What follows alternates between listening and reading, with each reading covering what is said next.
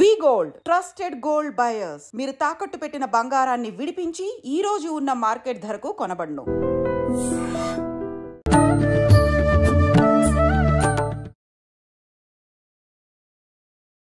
నమస్కారం, welcome to I dream. ధర్మ మార్గం విత్ విజిత కార్యక్రమానికి స్వాగతం. ప్రస్తుతం మనతో పాటు ఉన్నారు కాకినాడ కొప్పవరం గ్రామంలో ప్రణవ ఆశ్రమాన్ని నిర్మించి గత 5 సంవత్సరాల నుంచి కూడా ఆశ్రమంలో ఎంతో మందికి ఎన్నో రకాలుగా ప్రత్యేకించి వారు ఓంకారం పైన రీసెర్చ్ చేసి ఆ రీసెర్చ్ ద్వారా అసలు ఎలాంటి ఫలితం ఉంటుంది, ఓంకారం అనేది మన బ్రెయిన్ పై ఎలాంటి ప్రభావం చూపిస్తుంది, మనపై ఎలాంటి ప్రభావం చూపిస్తుంది అని ఒక రీసెర్చ్ చేసి రీసెర్చ్లో సక్సెస్ అయ్యి దాని తర్వాత ఎంతో మంది ఇప్పుడు ప్రస్తుతం ఇబ్బంది పడుతున్న విషయము మానసికంగా ఒక రకంగా ఇబ్బందులు పడి డిప్రెషన్కి వెళ్ళిపోయి ఎక్కువగా ఆడవాళ్ళనే చూస్తుంటాం. ఈ విషయంగా అంటే మగవారు లేరని కాదు, మగవారు కూడా ఉంటారు. చాలా డిప్రెషన్కి లోనయ్యి వాళ్ళు దాని నుంచి బయటపడలేక ఎన్నో ఇబ్బందుల పాలయ్యి మళ్ళీ నార్మల్ అయ్యి ఫ్యామిలీ లీడ్ చేసుకుంటూ అలా జీవనం కొనసాగించే వాళ్ళు ఉన్నారు, కొంతమంది జీవితాన్ని చాలించే వాళ్ళు ఉన్నారు. అటువంటి వారికి ప్రత్యేకించి ఓంకారం ద్వారా అమ్మగారు చేసిన రీసెర్చ్ ద్వారా వాళ్ళపైన అది ఎలా ప్రభావం చూపిస్తుంది, వాళ్ళని ఎలా బయటికి తీసుకురావచ్చు అని ఆ రీసెర్చ్ చేయడం జరిగింది. దానివల్ల చాలా మంచి రిజల్ట్ రావడం జరిగింది. దాని ద్వారా సుమారుగా ఒక 90 మంది ఆ డిప్రెషన్ నుంచి బయటికి రావడం జరిగింది. వారే పూజ్య శ్రీ సుమిత్రానంద సరస్వతి గారు. ఇప్పుడు అమ్మతో మాట్లాడి మరిన్ని విషయాలు తెలుసుకునే ప్రయత్నం చేద్దాం. నమస్తే మాతాజీ. నమస్తే విదిత్ గారు. నమస్తే అమ్మ, ఎలా ఉన్నారు? బాగున్నాను అమ్మ. ముందుగా మీరు మొదటిసారి మన స్టూడియోకి వచ్చారు. అసలు ఏంటి మీ గురించి ఒక 4 విషయాలు మన ప్రేక్షకులకు తెలియజేయాలనుకుంటున్నాను. మీరు అంటే గత ఒక 2-3 సంవత్సరాల క్రిందటే ఇలా సన్యాసి జీవితం తీసుకోవడం చేశారు అని చెప్పి తెలిసింది. అసలు ఎందుకు అనిపించింది? నేను విన్నంత వరకు మీకు అంటే సుమారు స్కూలు కాలేజ్ వయసులోనే ఇలా తీసుకోవాలని చెప్పి అనిపించింది అని చెప్పి విన్నాను. అలా ఎందుకు అనిపించింది? అసలు ఏంటి దాని గురించి తెలియజేయండి అమ్మా. ఫ్యామిలీ పరంగా చూస్తే వాళ్ళు ముందు నుంచి స్పిరిచువల్లో ఉన్నారు. నా అన్వేషణ ఎంతసేపు సేవ చేయాలి, ఈ పవర్ దేంతో మనం అసలు నడుస్తున్నాము, ఈ ప్రపంచం అంతా ఏ శక్తి మీద ఆధారపడి ఉంది అనే విషయం మీద ఎక్కువగా నేను ప్రయాణం చేయటం జరిగింది. అలా చూసినప్పుడు మన ఋషులు మహాత్ములు ఎన్నో రకాల రీసెర్చ్ చేశారు. మనకి అగస్త్య మహాముని, భృగు మహర్షి వీళ్ళందరూ ఎంతో రీసెర్చ్ చేశారు. ఎంత పవర్ఫుల్గా అంటే అది మీకు ప్రపంచంలో అలా పబ్లిక్ వాళ్ళు చేసుకోలేదు, కానీ ఇన్నర్ ప్రయాణంలో మనిషి యొక్క శక్తి ఏమిటి అనేది చాలా రీసెర్చ్ చేసి మనకి తెలియచేశారు. ఏ శక్తి ద్వారా ఈ ప్రపంచం అంతా నడుస్తోంది, అది మనం పరమాత్మ భగవంతుడు అనుకుని మీరు ఏ పేరు పెట్టుకున్నా కానీ తప్పనిసరిగా మన సంకల్పానికి కానీ పంచభూతాల యొక్క శక్తి కానీ అన్ని కనెక్టివిటీ ఉంది అని చెప్పి మన మునులు ఋషులు అందరూ కూడా ఎంతో తెలియచేశారు. ఆ తర్వాత సినిమాలు ఇవన్నీ కూడా వాటిని స్టోరీల కింద తీసి దాన్ని చాలా స్థూలంగా చూపించడం జరిగింది. కాబట్టి అందరూ కూడా దాని మీద ఒక పురాణం కిందో లేకపోతే స్టోరీ కిందో దాన్ని తీసుకున్నారు తప్పించి, అదే మీరు ఉదాహరణగా ఆత్మ అంటే ఒక దెయ్యమనో ఏదో అలా తీసుకున్నారు తప్పించి దాని పవరు, దాని శక్తి, మనిషిలో శక్తి ఏంటి అనేది కరెక్ట్గా తీసుకోలేకపోయారు. సో నా అన్వేషణ అంతా కూడా దాని మీద ఎక్కువగా వెళ్ళింది. కాబట్టి మనిషికి ఇంత పవర్ ఉండి, ఇంత జ్ఞానం ఉండి, ఇంత చిల్లర విషయాలకి దుఃఖపడటం ఏంటి, ఇంత శక్తిని వృధా చేసుకుంటూ డిప్రెషన్కి వెళ్ళడం ఏంటి అనే దాని మీద ఎక్కువగా నేను ఫోకస్ చేయటం జరిగింది. దాని మీద భాగంగానే నా అన్వేషణ అంతా జరిగింది. కాబట్టి అలా జర్నీ స్టార్ట్ అయింది. ఎప్పటి నుంచి స్టార్ట్ చేశారు? చిన్నప్పటి నుంచే సామాజిక సేవ అనేది చిన్నప్పటి నుంచే ఉంది, కానీ అప్పుడు నాకు పూర్తిగా కుదరలేదు.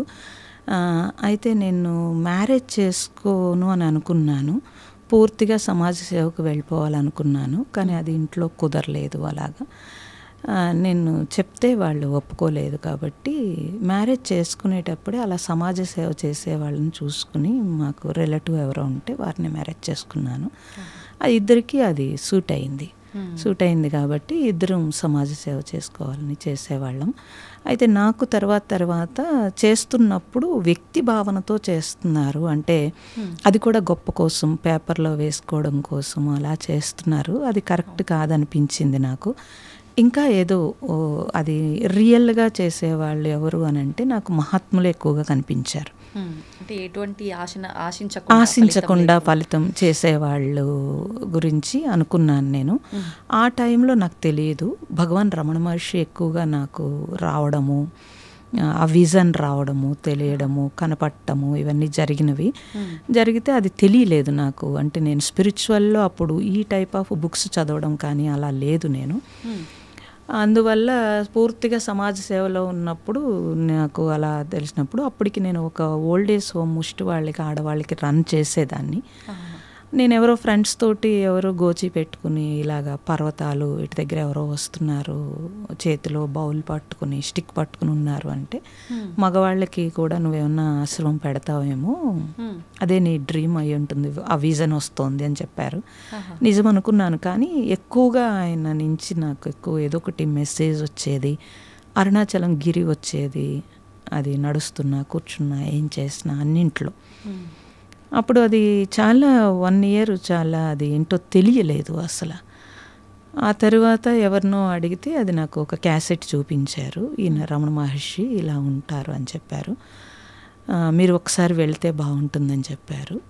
తర్వాత అరుణాచలం వెళ్ళాను. ఫస్ట్ టైం అరుణాచలం వెళ్ళినప్పుడు నాకు తెలియకుండానే లోపలంతా ఒక చేంజ్. మెడిటేషన్ అంటే ఏంటో తెలియదు, కానీ మెడిటేషన్లో కూర్చున్నాను. లోపల బోళ్ళ అనుభవాలు ఇవన్నీ. అక్కడి నుంచి నా జర్నీ మారిపోయింది, పూర్తిగా మారిపోయింది, చేంజ్ అయ్యింది. సో సమాజ సేవ అంటే శరీరానికి చేసేది కాదు, పూర్తిగా లోపల సోల్ శుద్ధి కావాలి. ఇలా పైన మనం సహాయం చేస్తే అది సరిపోదు, ఇంకా డీప్గా సాయం చేయాలి అనేది ఒక అన్వేషణ అయితే స్టార్ట్ అయింది. అప్పుడే స్టార్ట్ అయింది. అలానే అరుణాచలం నుంచి ఇంటికి వస్తే మళ్ళీ నాకు మెడిటేషన్ కుదిరేది కాదు. మళ్ళీ అదంతా చాలా ప్రాబ్లం అయ్యేది. అప్పటికి నేను జాబు ఇవన్నీ చేసేదాన్ని, సెలవు దొరకదు, ఫ్యామిలీలో ఉండే బోల్డ్ కమిట్మెంట్లు ఇవన్నీ చాలా ఉండేవి. అందుకని నేను అన్నీ ఒక్కొక్కటి వదులుకుంటూ నా అన్వేషణ ఇంకా డీప్గా స్టార్ట్ చేశాను. అంటే గృహస్థుగా ఉంటే మీరు చేయాలనుకున్నవన్నీ చేయలేను అన్న ఒక ఉద్దేశంతో అలా లేదు. ఎందుకంటే నాకు గృహస్థుగా నాకేమి పెద్ద ప్రాబ్లం లేదు. ఫ్యామిలీలో అందరూ నాకు సహకరించారు, అందరూ ప్రేమగానే ఉండేవారు, నేను కూడా అలాగే ఉండేది. అందుకని నాకు ఎడ్యుకేటెడ్ ఫ్యామిలీ, అందుకని నాకేమీ పెద్ద అంత గృహస్థుగా బాధలు అలా ఏమీ లేవు. ఏవో చిన్న చిన్నవి, అవి పెద్ద ప్రాబ్లము అనిపించలేదు నాకు. అంటే ఎప్పుడు మన ఫ్యామిలీ అనుకున్నప్పుడు అందులో పెద్ద ప్రాబ్లం అని అనిపించదు, అలా అనిపించలేదు నాకేమీ.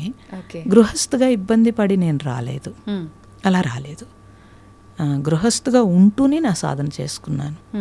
అలాని వాళ్ళ దగ్గర వాళ్ళకేదో లోటు చేసి కూడా కాదు, అది ధర్మము, అది పాత్ర పోషణ అనేది, ధర్మం అనేది అది చిన్నప్పటి నుంచి అది తెలుసు కాబట్టి గృహస్థుగా అది ఆ పాత్ర పోషణ చేస్తూ నా టైముని నేను సెట్ చేసుకోవడం అనేది జరిగింది.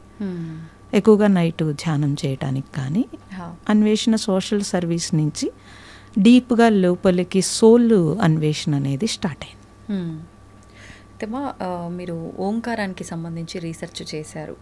అసలు ఏంటి ఓంకారం అనేది, ఎలా ఉపయోగపడుతుంది, మనందరం ఎలా ఉపయోగించుకోవచ్చు? మీరు అన్నారు ఇది బ్రెయిన్ పైన ప్రభావం చూపిస్తుంది అని చెప్పి. ఎలా ప్రభావం చూపిస్తుంది, ఎలాంటి ప్రభావం చూపిస్తుంది? ఉన్నది ప్రణవం శబ్దం పరబ్రహ్మ స్వరూపం అని నేను రామతీర్థుడు పుస్తకంలో చదివాను. అప్పటికే నేను కొంచెం అన్వేషణ చేస్తున్నప్పుడు స్పిరిచువల్గా భగవాన్ రమణ మహర్షి అరుణాచలం వెళితేనే నాకు అక్కడ మెడిటేషన్ కుదిరేది, ఇక్కడ గృహస్థగా ఉండి అరుణాచలంలో ఉండడం కుదిరేది కాదు. అందుకని కొంచెము కాకినాడలో ఏదన్నా ఎక్కడైనా స్పిరిచువల్గా ఆధ్యాత్మికంగా ఎదగాలనుకున్నాను. అప్పుడు అన్వేషణ సంస్థలు, ఎన్నో రకాల సంస్థలకి అన్నింటికీ వెళ్ళాను. ఎక్కడికి వెళ్ళినా నాకు సంస్థల డెవలప్మెంట్ తప్పించి నిజమైన స్పిరిచువల్ నాకు నా అన్వేషణలో నాకు దొరకలేదు. చాలా విసిగిపోయాను నేను. సత్సంగంలో ఎవరిదైనా సత్సంగం చెప్తున్నప్పుడు కూర్చుంటే సత్సంగం చెప్పేటప్పుడు ఉపన్యాసము ఒకలా ఉండేది, వాళ్ళ లైఫ్ ఒకలా ఉండేది. ఆ నిజాయితీ నాకు కనిపించలేదు. స్పిరిచువల్లో ఉండే నిజాయితీ నాకు కనిపించలేదు. అప్పుడు ఇంకా అలా కాదు, నాకు అది సూట్ అవ్వట్లేదు. కాబట్టి నాకు ప్రాక్టికల్ నాలెడ్జ్ కావాలి, నాకు థియరీ నాకు అంత నచ్చేది కాదు, ఎక్కువగా ప్రాక్టికల్ కావాలి.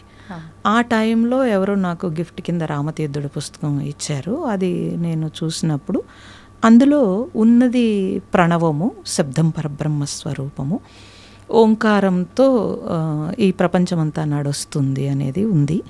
అక్కడి నుంచి నా అన్వేషణ స్టార్ట్ అయింది. ఆ ఓంకారం మీద మొత్తం మొదలైంది. అది ఎలాగా శబ్దము ఎలా వస్తుంది, ఏమిటి, మన మాట లేకపోతే బయట పక్షులు, గాలి, నీరు అన్నింటి నుంచి ఆ శబ్దము ఎలా వస్తుంది అనేది అన్వేషణ స్టార్ట్ చేశాము. దాని మీద ఉపనిషత్తులు, మాండూక ఉపనిషత్తులో అన్నింటిలో ఓంకారం మీద ఉంటుంది. ఇదంతా మొత్తము స్టడీ చేయటం జరిగింది. అది ప్రాక్టికల్ అవ్వాలి. మళ్ళీ అవును, ప్రాక్టికల్గా నేను ఆ ఓంకారాన్ని, నాకు తెలియదు కాబట్టి, ఎవరు గైడెన్స్ లేదు కాబట్టి ఉట్టినే ఓం ఓం అని పలకడమే అనుకున్నాను నేను. సో అలా పలుకుతూ ఉన్నా అదేం నాకు పట్టు దొరకలేదు. కాకపోతే కొంచెం మనస్సు ప్రశాంతంగా అనిపించేది అంతే. కానీ దాన్ని బట్టి కుదిరేది కాదు. ఆ తర్వాత ఇంకా ప్రతి క్షణం ఇంకా దాన్ని పట్టుకుని ప్రతి క్షణం అన్నింట్లో ఆ శబ్దాన్ని చూసేటప్పుడు అది ఎలాగా కనెక్ట్ అవుతుంది, ఇవన్నీ అలాగా నాకు అలా ఒక 3 years ఏమో నాకు అయినప్పుడు ఇంకా అంతా ఓంకారమే అనిపించేది. ఇంకా ఏమీ నాకు బయట ఏది సరిగ్గా వినిపించేది కాదు. ఎవరు మాట్లాడుతున్నా అది ఓంకారం కింద అనిపించేది. అలా బాగుంది. ఇలాగ నేను ఇంకేమీ ఎవరి దగ్గరికి వెళ్ళక్కర్లేదు, ఇలా బాగుంది అని. ఇంట్లో కూడా ఏ పని చేస్తున్నా అన్నింట్లో ఆ శబ్దాన్ని ఓంకారం కింద కనెక్ట్ చేసుకోవడం మొదలుపెట్టాను. అప్పుడు ఏమైందంటే ఫ్యామిలీ లైఫ్లో కొంచెం ఇబ్బంది వచ్చింది. ఏంటంటే నాకు ఇంకేమి వద్దు, ఈ ఓంకారం ఒక్కటే చాలా అనిపిస్తూ ఆ శబ్దంతో అలా కనెక్ట్ అయిపోయి ఉండిపోయేదాన్ని.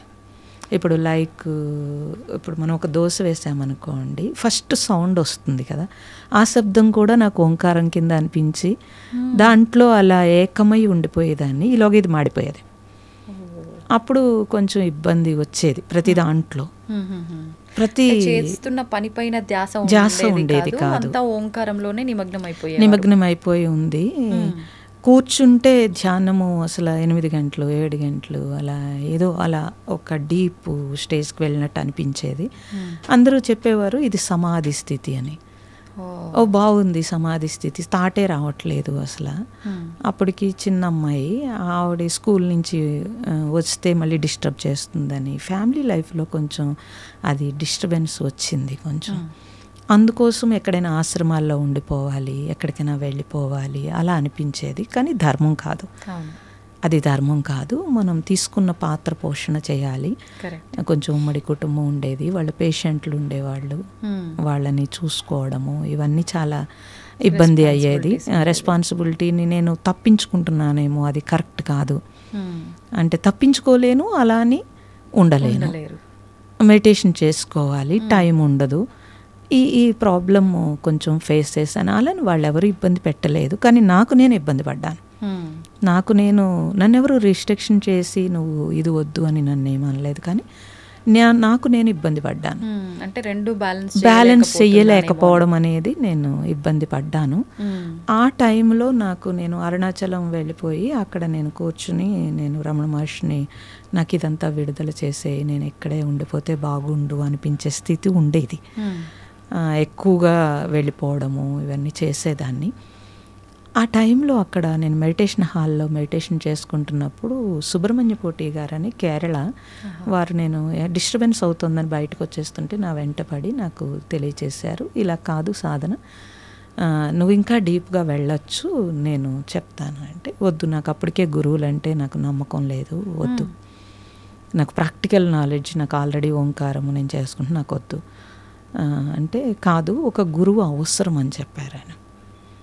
అంటే లేదు, ఆత్మే గురువు అని పుస్తకాలు చదివి ఆత్మే గురువు తప్పించి బాహ్య గురువు అవసరం లేదు అని నేను చెప్పాను. భగవాన్ అవసరం అండి, అవసరమని తర్వాత తెలుసుకున్నాను. నిన్ను నువ్వు తెలుసుకోమన్నాడు కాబట్టి నన్ను నేను తెలుసుకుంటున్నాను కాబట్టి నాకు అవసరం లేదని చెప్పాను. కాదని వారు వెంటపడి నాకు కాకినాడ వచ్చి చాలా వెంటపడ్డారు. వెంటపడి సరే నా దగ్గర కూర్చో నువ్వు, అప్పుడు చూద్దామన్నారు. వారి దగ్గర కూర్చుంటే అంతకుముందు 8 గంటలు 10 గంటలు చేసే నేను వారి దగ్గర ఒక్క నిమిషం కూడా కూర్చోలేకపోయాను. ఎందుకని? వాళ్ళ పవర్ అలా ఉంది, వాళ్ళ శక్తి అలా ఉంది. సో ఎప్పుడు కూడా మనము చాలా గ్రేట్ అనుకుంటాము, మనకంటే గ్రేట్ పర్సన్ కనిపించినప్పుడే తెలుస్తుంది మనం ఎక్కడ ఉన్నాము అనేది. అంటే మీరు అంతంతసేపు ఓంకారనామం చేసి కూడా తర్వాత ఒక స్థితికి వచ్చిన తర్వాత కూడా నేను నిల్చోలేకపోయాను. నిల్చోలేకపోయాను. వాళ్ళంతా యోగ విద్యలు. మా నాన్నగారు కూడా యోగ విద్య ఉంది, కానీ అప్పుడు వాళ్ళు చెప్పినా నేను వినలేదు. సో వీరిని చూసిన తర్వాత నాకు అర్థమైంది, సో ఇది కాదు, అయితే ఏదో ఉంది అని తెలిసి వారి దగ్గర నేను ఇనిషియేషన్ తీసుకోవడము అన్నీ జరిగినవి. అక్కడి నుంచి ప్రాక్టీస్, రోజుకి 6 hours ప్రాక్టీస్, ఆహారం లేకుండా చేయాల్సి ఉండింది. గృహం దాటకుండా, ఆహారం లేకుండా ఇవన్నీ చేస్తున్నా. లేదు నేను గృహంలో ఉన్నాను కాబట్టి నైట్ ఫ్రూట్స్ ఏదైనా తీసుకోవచ్చు, కానీ రోజంతా అసలు ఇంకా ఆహారం తీసుకోవడానికి కంప్లీట్. అవన్నీ చాలా నియమాలతో కూడుకున్న యోగ విద్యలు. అంటే ఎవరైనా ఇలానే చేయాల్సి ఉంటుంది? అలా ఏమీ లేదు. అలా మీరుగా పెట్టుకున్నదా? వాళ్ళు ఇచ్చింది. అంటే అలా చేస్తే అది ఫలిస్తుందా? లేదు. లోపల పట్టు సాధించాలి అని అంటే ఇంద్రియ నిగ్రహం కావాలి ముందు. యోగ విద్యలో ఎప్పుడూ కూడా యోగం అంటే కలయిక కాబట్టి దీంతో మనం కలుస్తున్నామో అప్పుడు మన ఇంద్రియాలు ఎనర్జీ బయటికి వెళ్లకుండా ఒకే దాని మీద ఫోకస్ చేయాలి. అదే ఓంకారము. నేను బాహ్యం చేశాను, ఆంతరం చేసేటప్పుడు ఆ కనెక్షన్ కావాలి. కనెక్షన్ కావాలనంటే మన దృష్టి ఇంక దేని మీదకి ఫోకస్ అవ్వకుండా కంప్లీట్ మనతో, అది భగవాన్ నీతో నువ్వు ఉండడం అంటే అది చెప్పాడు, కానీ అది అర్థం అవ్వదు అందరికీ. మనతో మనం ఉండడం అని అంటే మనకి ఇప్పుడు చూడండి, మనతో మన కళ్ళు మూసు కూర్చున్నాం అనుకోండి, మన థాట్ ఏటో వెళ్ళిపోతుంది. మరి మీతో మీరు ఉన్నట్ట లేదు. మరి మీ థాట్ మీరు కంట్రోల్ ఎందుకు చేయలేకపోతున్నారు? ఆ కంట్రోల్ కోసం యోగ విద్య. అలాగే ఇప్పుడు రోడ్డు మీద నడుస్తున్నాము, ఎక్కడో మీకు ఒక వాసన, సమోసా వాసన ఏదో వచ్చింది, మీకు ఇష్టం అనుకోండి, మీరు వెంటనే మీరు అది తీసుకోవాలనిపించినా అప్పుడు టైం లేకపోయినా తర్వాతైనా అది తీసేసుకుంటారు. ఖచ్చితంగా. అంటే మనకి కంట్రోల్ లేదు. ఎవరో మనల్ని తిట్టారు, వెంటనే మనకి కంట్రోల్ ఉండదు, రియాక్ట్ అవుతాము. ఇవన్నీ చూసుకుంటే కనుక మన ఇంద్రియాల మీద, మన మనస్సు మీద మనకి గ్రిప్ లేదు. అప్పుడు నన్ను నేను ఎలా తెలుసుకుంటానండి? నన్ను నేను ఎలా పట్టుకుంటాను? భగవాన్ ఇది చెప్పాడు, కానీ భగవాన్ అందరికీ అర్థం కాలేదు. సో నన్ను నేను అన్వేషించడం అని అంటే అసలు నేనేంటి అనేది తెలియాలి ఫస్ట్. నా కంట్రోల్ ఏంటి అసలు, ఇది కూడా తెలియాలి. నా మనసు ఇవన్నీ ఇదంతా సాధనతోటే. ఆ సాధన చేయాలి అని అంటే తప్పనిసరిగా మనము నియమం అంటే ప్రత్యేకమైన నియమం అని కాదు, మన మీద మనకి గ్రిప్ కోసం అంతే. అది మనము చేసేటప్పుడే మనకు తెలుస్తుంది. అంటే అది ఆ వ్యక్తిపై ఆధారపడి ఉంటుందా? సాధన చేసే విధానము, ఎప్పుడు ఆ ఏకాగ్రత కుదురుతుంది? ఇప్పుడు మీరు చెప్పినవన్నీ ఆ జరిగే విధానం అంతా అందరికీ ఒకేలా ఉంటుందా? వాళ్ళు పెట్టే ఆ ఫోకస్ని, వాళ్ళు తీసుకునే ఏకాగ్రతను బట్టి ఉంటుందా? ఆలోచనలు కంట్రోల్ చేసుకునే విధానాన్ని బట్టి ఉంటుందంటారా? వాళ్ళ స్థితిని బట్టి ఉంటుంది. వాళ్ళ స్థితి అంటే వాళ్ళ జన్మలో వాళ్ళ తెచ్చుకున్న కోరికలు, లేకపోతే వాళ్ళ పరిసరాలు, పరిస్థితులు, వాళ్ళ మానసిక పరిస్థితి, తర్వాత వాళ్ళకి దొరికిన గురువు మీద శరణాగతి ఉండాల్సి ఉంటుంది, వాళ్ళ సపోర్ట్ కావాల్సి ఉంటుంది. ఏమీ లేకుండా అవ్వదమ్మా. ఎప్పుడు కూడా మనము ఇప్పుడు మీ కెపాసిటీ ఒక 10 kgs, ఈ చేత్తో ఒక 2 kgs ఎంతో ఎత్తారనుకోండి, ఈ చేయి సపోర్ట్ తీసుకుంటే కనుక ఒక 10 kgs 10 kgs పైకి లేపగలుగుతారు. అలాగే మన బ్రెయిన్ మీద మనకి ఆ గ్రిప్ సరిపోతే కనుక తప్పనిసరిగా మన బ్రెయిన్ ఫోకస్ ఎక్కడ పెట్టామో అక్కడి నుంచి గ్రిప్ తీసుకోగలుగుతాం. ఇప్పుడు మీరు పిల్లల్ని మీరు ఫస్ట్ క్లాస్ వాళ్ళు ABCDలు మీరు రాయించేసుకోగలరు, స్కూల్కి ఎందుకు పంపుతున్నారు అని అంటే మీరు అంటే అల్లెవాటు అయిపోయి వాడు బ్రెయిన్ అలా తీసుకోదు. వెంటనే వాడికి కావాల్సింది ఏదో చేయటం కోసం మిమ్మల్ని ప్లీజ్ చేసేయగలుగుతాడు. కొత్తగా ఒక టీచర్ అనేటప్పటికీ అతనికి ఒక భయము, ఒక రెస్పెక్ట్, ఒక ఏదో ఉంటుంది. అప్పుడు ఆ బ్రెయిన్ వెంటనే క్యాచ్ చేస్తుంది. అంతే కదా. మీరు చెప్పేసుకోగలరు, మీరు మినిమం 10th క్లాస్ వరకు మీరు చెప్పేసుకోగలరు, కానీ వాడికి ఒక క్రమశిక్షణ, వాడి బ్రెయిన్కి ఒక ట్యూన్ చేయటము అన్నీ ఉంటాయి కదా, ఇవన్నీ ఉంటాయి. అలా మీరు స్పిరిచువల్లోకి వచ్చేటప్పటికి దాని గురించి టోటల్ మనం అన్నీ తెలుసుకోవాలి అని అంటే ఆ నాలెడ్జ్ కావాలి, ఆ జ్ఞానం తెలుసుకోవాలి. అలాగే ఆ జ్ఞానాన్ని మనలో ఇమిడ్చుకోవడానికి మనకు ఒక పట్టు కావాలి. మనకు ఒక పట్టు కావాలి అని అంటే మనకి మనల్ని ప్రేమించేవాళ్ళో లేకపోతే మనకి నేర్పేవాళ్ళో మనల్ని పూర్తిగా పైకి తీసుకురావాలి అనుకునేది ఒక గురువే ఉండగలుగుతాడు. తల్లిదండ్రులు కంటే ఎక్కువగా ఎవరు మనల్ని ప్రేమించలేరు కదమ్మా. అవును. అలాగే జ్ఞానంలో మాత్రం గురువు ఒక్కళ్ళే మనకి పైకి తీసుకురాగలుగుతారు. నిజమైన గురువుని ఎలా ఎంపిక చేసుకోవచ్చు అంటారమ్మా? ప్రస్తుతం ప్రతి ఒక్కరూ అంటే కాషాయం వేసుకున్న ప్రతి ఒక్కరూ నిజమైన సన్యాసి జీవనమా అనంటే నమ్మలేము. అంటే మీరు తప్పుగా అనుకోకూడదు, సమాజం అలా ఉంది. ఒక గురువు అనంటే గురువు స్థానంలో ఉన్న ప్రతి వ్యక్తి నిజమైన గురువా అంటే చెప్పలేము. ఎలా ఎంపిక చేసుకోవచ్చు అంటారా గురువుని?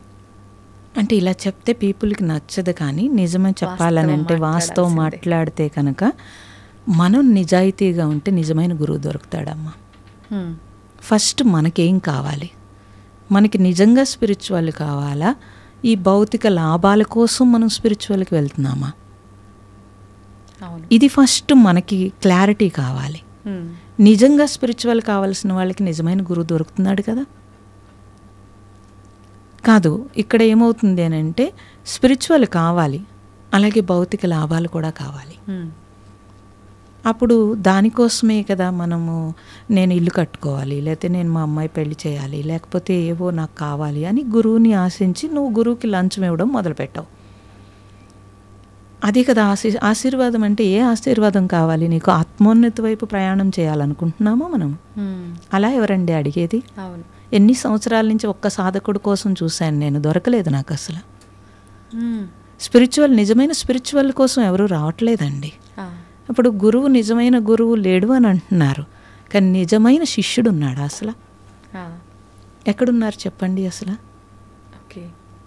అలా మనకి మనం క్వశ్చన్ చేసుకుంటే సరిపోతుంది. మీకు ఎక్కడైనా స్పిరిచువల్లో చూస్తే కనుక గురువుని నువ్వు వెతుక్కోకలేదు, నువ్వు తయారై ఉంటే గురువుని ఎదురుపడతాడని శాస్త్రం చెప్తోంది మనకి. అందరు మహాత్ములకి అదే జరిగింది.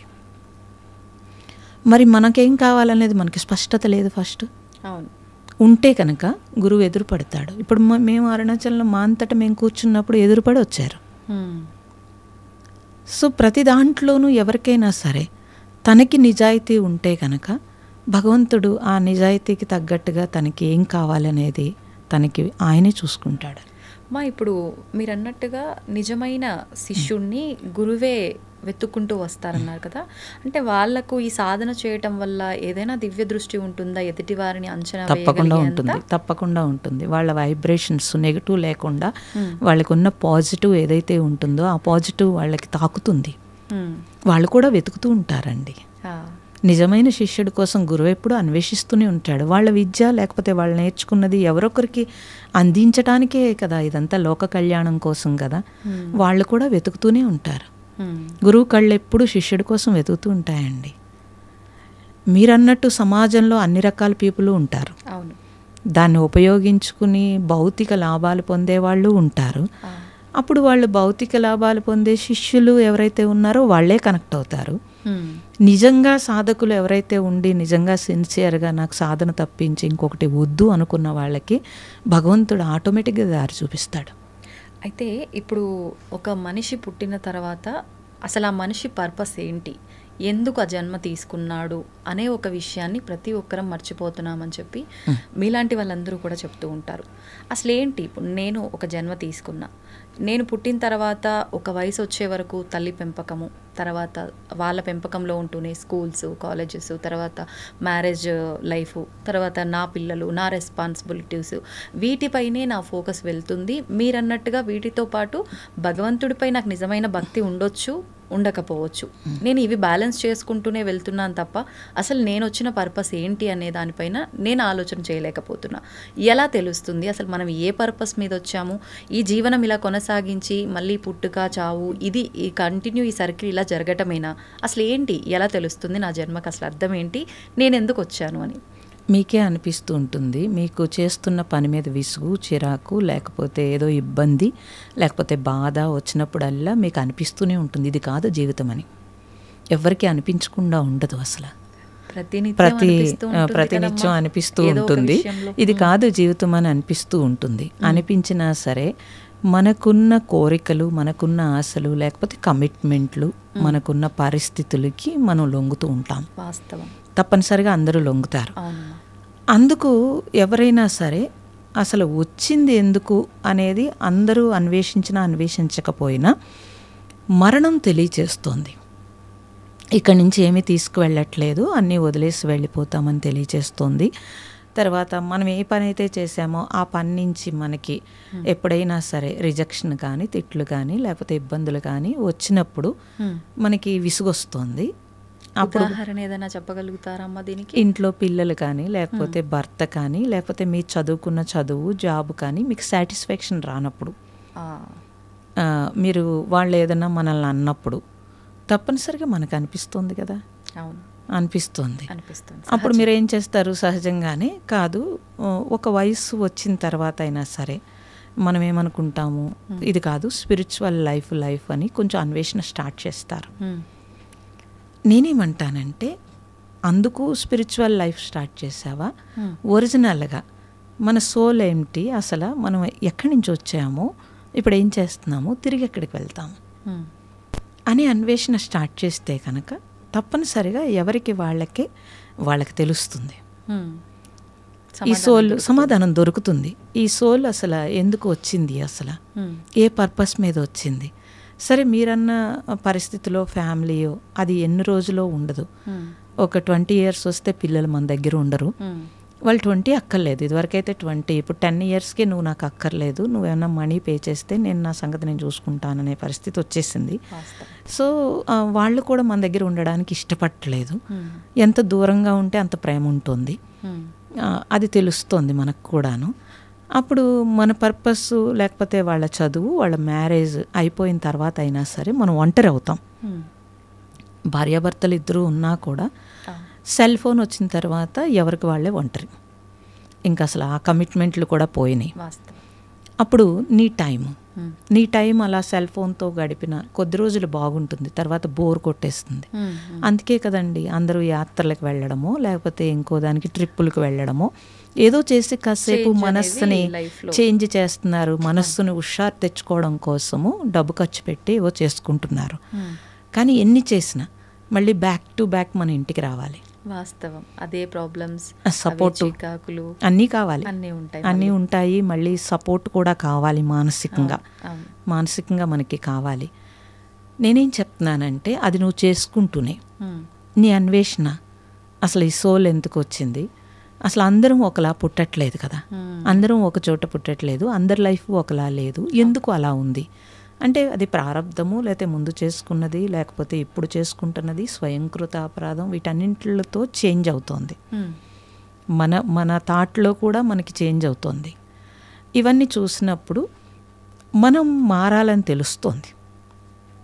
మారాలి, మనకి మనం ఎలా మారాలి, ఎలా మన జీవితాన్ని నడపాలి అనేది మనకి తెలుస్తుంది. అందుకే అన్వేషిస్తున్నారు మనుషులందరూ. దాన్ని కాలక్షేపం చేస్తున్నారు తప్పించి ఆ కాలాన్ని. ఎవరైనా సరే నిజంగా మీరు ఒక చదువు మీద పెడితే దాన్ని సక్సెస్ అవుతున్నారు, ఒక జాబ్ మీద పెడితే సక్సెస్ అవుతున్నారు, పిల్లల మీద పెడితే పిల్లలు సక్సెస్ అవుతున్నారు. అప్పుడు మీ మీద మీరు ఎందుకు పెట్టుకోవట్లేదు అంటాను నేను. మిగతా టైం అంతా ఫ్యామిలీకి ఇచ్చేసినా మీకంటూ ఎంతో కొంత టైం ఉంటుంది కదా, ఆ టైం మీ మీద మీరు ఫోకస్ పెట్టుకున్నప్పుడు ఆటోమేటిక్గా మీరు వెళ్తారు. మేము గృహంలో ఉండే కదమ్మా అన్వేషించింది, గృహంలో ఉండే అన్నీ చేసుకున్నాం కదా. మన మీద మనం కొద్దిగానైనా టైం తీసుకోవాల్సి ఉంటుంది. మన మీద మనం టైం తీసుకుంటున్నారు, పార్టీలకో పెళ్ళిళ్ళకో వెళ్ళినప్పుడు అన్నీ కొనుక్కోవడానికో, రెడీ అవ్వడానికో, తిరగడానికో అన్నీ టైం తీసుకుంటున్నారు కదా. అవన్నీ టెంపరరీ చేస్తున్నారు. అసలు మనము మానవ జన్మ ఇంత ఉత్తమమైన జన్మ అని తెలుసు కదా అంతాను. మిగతా ఏ ప్రాణికి లేని అవకాశం మనకు ఉంది కదా. అప్పుడు మన మీద మనం టైం ఎందుకు పెట్టుకోవట్లేదు? అలా మీరు పెట్టుకున్నప్పుడు మీ గురించి మీరు కొద్దిగా శ్రద్ధ తీసుకుంటారు. అట్లీస్ట్ పోనీ స్పిరిచువల్ వదిలేయండి, మీ హెల్త్ గురించైనా మీరు ఎందుకు కేర్ తీసుకోవట్లేదు? అది మళ్ళీ రేపొద్దుట మనల్ని సఫర్ చేస్తుంది, మనతో పాటుగా మన ఫ్యామిలీని సఫర్ చేస్తుంది. మన పిల్లలైనా మనం అమ్మ నాన్నకి ఒంట్లో బాగాలేదంటే వాళ్ళు ఎక్కడ ఉన్నా సఫర్ అవుతారు. అందరికీ తెలుసు కదమ్మా, ఎవ్వరూ కూడా హ్యాపీగా చనిపోవాలని ఉంటుంది, అంతేకాని సఫర్ అవుతూ చనిపోవాలని ఉండదు. అట్లీస్ట్ జీవించి ఉన్నంత వరకైనా మన హెల్త్ లేకపోతే మన మైండ్ అన్నీ మన కంట్రోల్లో ఉండేటట్టయినా మనం చేసుకోవడమే నిజమైన ఆధ్యాత్మికత. అంతేకాని స్పిరిచువల్ అంటే అది వేరు కాదు, జీవితం వేరు ఆధ్యాత్మికత వేరు అనుకోవడం పెద్ద తప్పు. ఈ జీవితమే ఆధ్యాత్మికత. ఇప్పుడు మీరు చెప్పిన దాన్ని బట్టి నాకు అనిపించింది ఇందాక, అంటే ప్రశాంతత కోసం ఎటైనా వెళ్ళాలి అనుకోవడం వాస్తవం, ప్రతి ఒక్కరికి ఏదో ఒక సమయంలో అనిపిస్తూ ఉంటుంది. కొంతమంది ఫ్యామిలీతో టైం స్పెండ్ చేయాలని ప్లాన్ చేస్తే, కొంతమంది ప్రశాంతత కోసం అని చెప్పి ఇలాంటి ట్రిప్స్ అని వెకేషన్స్ అని ఇలాంటివన్నీ ప్లాన్ చేస్తుంటారు. అది డివోషనల్ సైడ్ వెళ్ళినా సరే, వేరే ప్లేసెస్ వెళ్ళినా సరే. నిజంగా మీరు చెప్పినట్టుగా ఇది చాలా సందర్భాల్లో వ్యక్తిగతంగా నేను కూడా అంటే ఎక్స్పీరియన్స్ చేసిన విషయమే, ప్రతి ఒక్కరు ఎక్స్పీరియన్స్ చేస్తారు. ఎక్కడికి వెళ్ళినా వెళ్ళిన 2 రోజులు 3 రోజులు 4 రోజులు తిరిగి మళ్ళీ మనం బ్యాక్ టు హోమ్ వచ్చాము అని అంటే సేమ్ అన్నీ రిపీట్. మహా అయితే అక్కడ ప్రశాంతత అంతా ఒక్కరోజు ఉంటుందేమో, తర్వాత ఇదే రెస్పాన్సిబిలిటీసు ఇదంతా ఉంటుంది. ఇదంతా లేకుండా ఉండాలి అంటే ఇప్పుడు మీరు చెప్పినట్టుగా నిజమైన ఆధ్యాత్మికత అంటే ఏ కోరికలు లేకుండా ఒక స్థితికి వెళ్ళాలి అంటారు కదా, అంటే భగవంతుడికి సేవ చేసుకోవడము, మనని మనం తెలుసుకోవడము అన్నారు. అది చేస్తేనే ఈ యొక్క ఆలోచన అనేది కంప్లీట్గా మనం ఆత్మానందం పొందటానికి కారణం అవుతుందా? అంటే కోరిక లేకపోవడం అనేది ఎలా కుదురుతుందండి? అన్నీ కోరికలే కదా, సహజం కదా, సహజం అది. ఇప్పుడు మీరు ప్రశాంతంగా ఉండడం అనేది కూడా కోరికే కదా. అవును. కానీ ప్రశాంతత మీలో కావాలా బయట కావాలా, ఇది ఫస్ట్ తెలియాలి. మీలోనే కావాలి అని అంటే కనుక ఇప్పుడు మీరు ఎక్కడికో ట్రిప్కి వెళ్ళారు, అక్కడ ప్రశాంతంగా ఉంది అని మీరు అంటున్నారు. ఎందుకు ఉంది అక్కడ? ఇది మీరు గమనించాల్సిన విషయం. అది ట్రిప్లో ఉందా లేకపోతే మహాత్ములు నడయాడిన ప్లేసులకి వెళితే వచ్చిందా, ఇది మనం స్థల ప్రభావమా, ఇది మనం గమనిస్తే కనుక ఏది చేసినా సరే ఫస్ట్ మీరు తెలుసుకోవాల్సింది ఏంటంటే, ఫస్ట్ మీరు ట్రిప్కి వెళ్ళేటప్పుడు మీ ఇల్లు, మీకుండేవి అన్ని కమిట్మెంట్లు అన్నీ ఫస్ట్ పక్కన పెట్టారు. అందుకు ప్రశాంతత వచ్చిందా లేకపోతే ప్లేస్లో ప్రశాంతత వచ్చిందా, ఇది మీరు గమనించాల్సిన విషయం. అయితే ఫస్ట్ మనము నేనైతే చాలామందిని చూశాను, ఇంట్లో వంట లేదు, పిల్లలు క్యారేజీలు లేవు, హడావుడు లేదు, అందుకు కొంత ప్రశాంతత వచ్చింది. ఓకే, మళ్ళీ బ్యాక్ టు బ్యాక్ వచ్చేటప్పటికి మళ్ళీ రొటీన్ అయ్యింది కదా. అంటే ఆ పని మనకి ఇష్టం లేదు, అంటే అది ప్రేమ లేదు దాని మీద, పాత్ర పోషణ లేదు, తప్పదు అని చేస్తున్నాం, పాత్ర పోషణ లేదు. పాత్ర పోషణ ఉంటే కనుక మన పూర్వీకులమ్మ, మీరు పూర్వీకులను చూసుకోండి, మీ అమ్మమ్మ గారినో లేకపోతే అమ్మగారినో చూసుకోండి, వాళ్ళెవ్వరూ కూడా వాళ్ళ ధర్మం తప్పలేదు. వాళ్ళ పాత్ర పోషణే వాళ్ళ జీవితం అనుకున్నారు. అసలు వచ్చిందే అందుకు, ఇక్కడికి వచ్చిందే మన సోల్ ఏంటంటే మనం ఇక్కడున్న రుణాలను తీర్చుకోవడానికి అసలే కదా. రుణానుబంధ రూపేణ పశుపత్ని సుతాలయ అన్నారు. సో అన్ని రుణాలతోటి ఇంత బ్యాగేజ్తో వచ్చాం. వచ్చినప్పుడు ఈ బ్యాగేజ్ని ఇక్కడ వదిలించుకుని మానవ జన్మ కాబట్టి జ్ఞానంతో ఇంకా బ్యాగేజ్ ఖాళీ చేసుకుని వెళ్ళాల్సి ఉంది. ఈ ఒక్క విషయం తెలిస్తే మనుషులకి చాలు. బ్యాగేజ్తో వచ్చామని తెలియట్లేదు. ఈ బ్యాగేజ్ని మోస్తూ ఇంకొంచెం బ్యాగేజ్ని తెచ్చుకుంటున్నారు, మూటగట్టుకుంటున్నారు. ఎలాగూ చేస్తున్నారు పని, ఎలాగూ పిల్లల్ని పెంచటము అన్నీ ఎలాగూ చేస్తున్నారు, కానీ అది ధర్మంగా చేయట్లేదు, సక్రమంగా చేయట్లేదు. లేకపోతే నిన్నటిది మొన్నటిది ఫ్రిడ్జ్లో పెట్టి మళ్ళీ వాడు ఆరోగ్యం పాడు చేయడం ఏంటండి పిల్లలకు కూడా. పూర్వం చేశారమ్మా అసలు లేదు, మరి ఇప్పుడు ఎందుకు చేస్తున్నారు? పోనీ అలానే ఉద్యోగం చేసే ఆడవాళ్ళ కోసం అదంతా చేశారు పోనీ అనుకుందాం. ఉద్యోగం లేని వాళ్ళు ఏం చేస్తున్నారు? అసలు గృహంలో చాలా పని ఉంటుంది, నేను కాదన్ను, గృహంలో చాలా పని ఉంటుంది, కానీ ఆ పనిని పర్ఫెక్ట్గా చేసుకుంటే కనుక చాలా ఈజీగా ఉంటుంది. చాలా స్పీడ్గా మీరు మార్నింగ్ బయలుదేరి వచ్చేయాలి అని అంటే కనుక మీరు ఏదైనా కొంచెం ముందు రోజు తయారు చేసి పెట్టుకోవడం తప్పని నేను చెప్పట్లేదు. కానీ అసలు ఇంట్లోనే ఉండి కూడా వారం రోజులకి మనం ఒక పిండి తయారు చేసి ఫ్రిడ్జ్లో పెట్టుకుంటామండి. మరి ఇంట్లో వాళ్ళ పొట్ట ఏమైపోతుంది? అది అసలు ఎవరు ఆలోచించరు. అప్పుడు ఎలా ధర్మం పాటించాం? సో 10 మంది పిల్లలుండి 15 మంది పిల్లలుండి ఇన్ని ఫెసిలిటీస్ లేనప్పుడు వాళ్ళు ఎవరు అలా బద్దకించలేదు. ఎవరికి ఏ టైంకి ఏం కావాలో వాళ్ళు పరుగు పెట్టి చేశారు, ప్రేమతో చేశారు. ఇప్పుడు ఉన్నట్టు అడ్వాన్స్ ఏది టెక్నాలజీ కూడా లేదు, వాళ్ళ స్వహస్తాలతో చేసుకున్నారు, ఆరోగ్యంగా ఉన్నారు, ఆనందంగా జీవించారు. కుటుంబం అంటే అందరూ ఒక ప్రేమతోటి ఒక యూనిటీతో ఉన్నారు. ఇప్పుడు ఉన్నారా చెప్పండి? లేదు. కానీ అది ఎక్కడి నుంచి పోయింది? అప్పటి కాలంలో మీరన్నట్టుగా ఏదైతే ఈ స్త్రీలు వాళ్ళ ధర్మాన్ని వాళ్ళు కరెక్ట్గా నిర్వర్తించారో, మగవారు ఒక్కరే అప్పట్లో అంటే వ్యవసాయం చేసిన సంపాదన అనేది వారొక్కరిపైనే ఉండేది. వాళ్ళ కర్తవ్యం వాళ్ళు కరెక్ట్గా నిర్వర్తిస్తే వీళ్ళ కర్తవ్యం వీళ్ళు కరెక్ట్గా నిర్వర్తించారు. కానీ ఇప్పుడున్న విధానం అంతా కూడా పరిస్థితుల రీత్యా అనుకోవచ్చు, ఇంకా ఏదైనా అనుకోవచ్చు, అన్నీ మారుతూ వచ్చాయి కదమ్మా. అప్పుడు ఇది బ్యాలెన్స్ చేయడం కష్టం అవుతుంది కదా. తప్పు కాదు. ఇప్పుడు సంపాదన ఇద్దరు సంపాదించకపోతే కనుక జీవితం గడవదు కాబట్టి తప్పు కాదు. కానీ నేను చూస్తున్న ఫ్యామిలీస్లో కూడా ఇద్దరు జాబ్ చేస్తూ, ఈవెన్ అమెరికాలో నేను ఇప్పుడు క్లాసెస్ వేదిక యూనివర్సిటీ ఓంకారము మీద రీసెర్చ్ చేసే వాళ్ళకి అవి కూడా చెప్తాను. ఎవ్రీ ఇయర్ అమెరికా వెళ్తానండి. అక్కడ కూడా చూస్తున్నాను సైంటిస్టులు పెద్ద పెద్ద వాళ్ళు కూడా వాళ్ళు హోమ్ ఫుడ్ తయారు చేసుకుంటారు. అస్సలు టైం లేకపోయినా రెడీమేడ్ ప్యాక్డ్ ఫుడ్ తీసుకోరు అసలు. ఈవెన్ బ్రెడ్ కూడా తయారు చేసుకుంటారు. ఎలా చేసుకుంటున్నారు వాళ్ళు? అంటే వాళ్ళ ప్లానింగ్లోనే ఉందండి లైఫ్ ప్లానింగ్లోనే ఉంది. ఇప్పుడు మేము కూడా ఎన్నో సోషల్ సర్వీస్ చేసినా ఎంత చేసినా ఇప్పుడు కూడా ఆశ్రమంలో ఆర్గానిక్ పండిస్తాము, పొయ్యి మీద వండుతాము. నాకు ఇప్పటికీ రోజు చెప్తారు, అమ్మ ఇది ఒక్కటే కదా గ్యాస్ మీద పెట్టేద్దామా అని అడుగుతారు. నో, వద్దు, కట్టెల పొయ్యి మీదే చేయండి. సన్ రైజ్ పడుతూ ఉంటే అది మనం తినేటప్పుడు అది మీకు హెల్దీ ఫుడ్, నెమ్మదిగా అలవాటు పడతారు. టైం సరిపోదు అంటారు, మీరు చేస్తుంటే టైం సరిపోతుంది. ఇప్పుడు మేమే పండించుకుంటాము, మేమే వండుతాము, మేమే ఆశ్రమం చూసుకుంటాము, క్లాసెస్ చెప్తాము, అన్నీ చూస్తాము. ఎలా టైం సరిపోతుంది అంటే అక్కడ ఇప్పుడు మేనేజ్ చేసుకోవడం అంటాము. మనము టైము మేనేజ్ చేసుకోవడం చేత కానప్పుడు ఇవన్నీ వస్తాయండి. తప్పనిసరిగా చాలామంది జాబ్ చేస్తూ కూడా చాలా హెల్దీ ఫుడ్ తీసుకుంటారు, చాలా హెల్దీ లైఫ్ ఫుడ్ లీడ్ చేస్తారు, టైం పిల్లలకి ఇవ్వగలుగుతారు. టైం లేదు అనేవాళ్ళు నేనేం చెప్తానంటే 24 hours భగవంతుడు ఇచ్చింది అందరికీ. ప్రైమ్ మినిస్టర్ గారికి కూడా అదే 24 hours కదండి. మరి అందరూ చేస్తున్నారు కదా. అంటే మనం ఎలా ఉపయోగించుకుంటున్నాం అనే నాలెడ్జ్ ఉండాలి మీకు. అనే నాలెడ్జ్ ఉన్నప్పుడు ఇప్పుడు తెలుస్తుంది. ఆ టైం మేనేజ్ చేయటం అనేది తప్పనిసరిగా మనకు తెలియాలమ్మా. తర్వాత నేనేమంటానంటే ప్రేమ ఉంటే అన్నీ పక్కకి వెళ్తాయి. ప్రేమ లేనప్పుడు అన్నీ విసుగు, చిరాకు, కోపము, నేను చేయాలా అనేది అన్నీ వస్తాయి కదా. ఇద్దరు జాబ్ చేస్తూ భార్యాభర్తలు ఇద్దరు చక్కగా లీడ్ చేసుకోగలుగుతారు లైఫ్ని. ఇద్దరు జాబ్ చేస్తూ ఒకరినొకరు కొట్టుకుంటూ ఇంట్లో గజిబిజి చేసుకుంటారు చాలామంది. ఇది చూస్తే అది మనం మేనేజ్ చేసుకోవడంలోనే ఉంటుంది ఏదైనా సరే.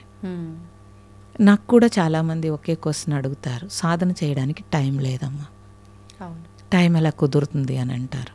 మరి 24 hours మీ టైంని ఎలా మేనేజ్ చేస్తున్నారు అని అడుగుతాను.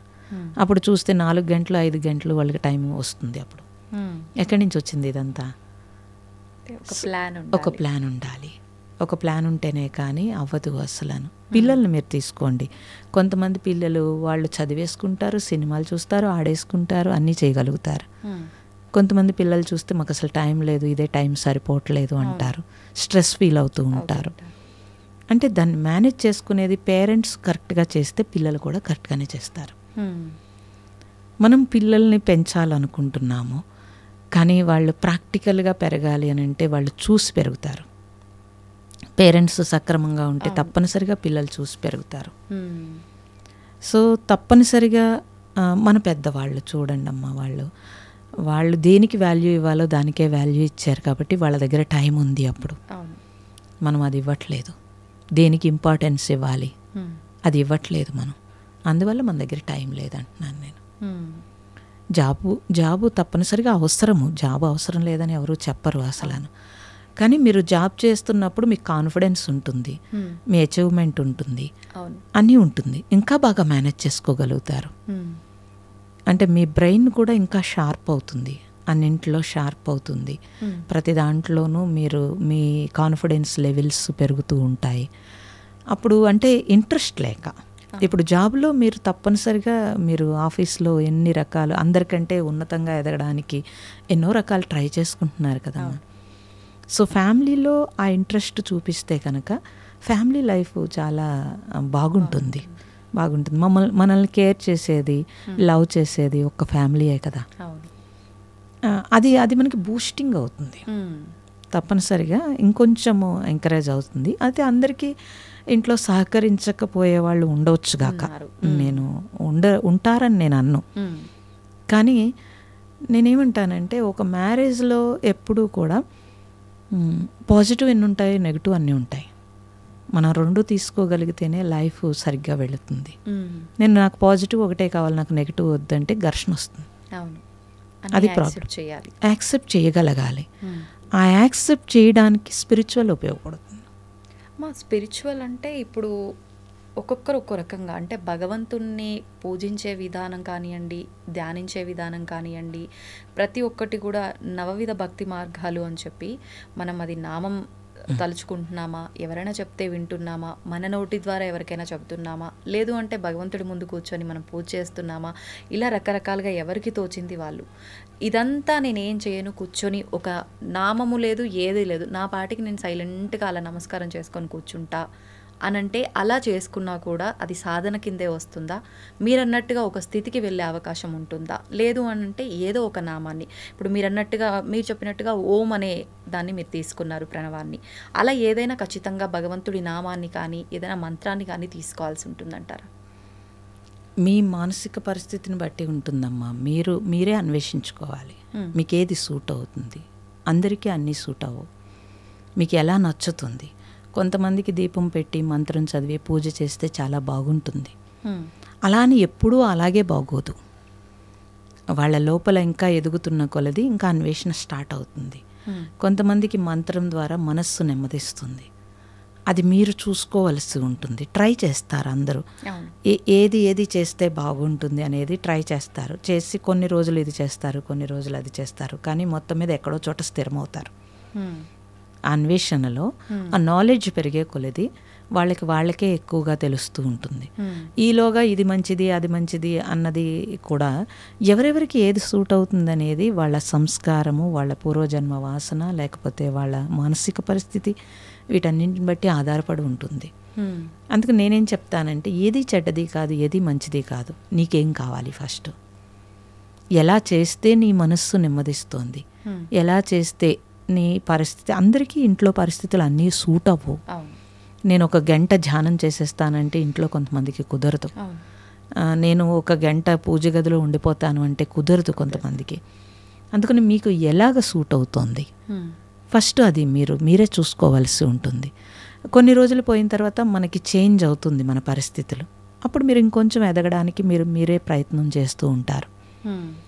అలా మనమే చేయాల్సి ఉంటుంది. ఒకప్పుడు మనకి నచ్చింది ఇంకొకసారి ఇంకొకటి నచ్చదు.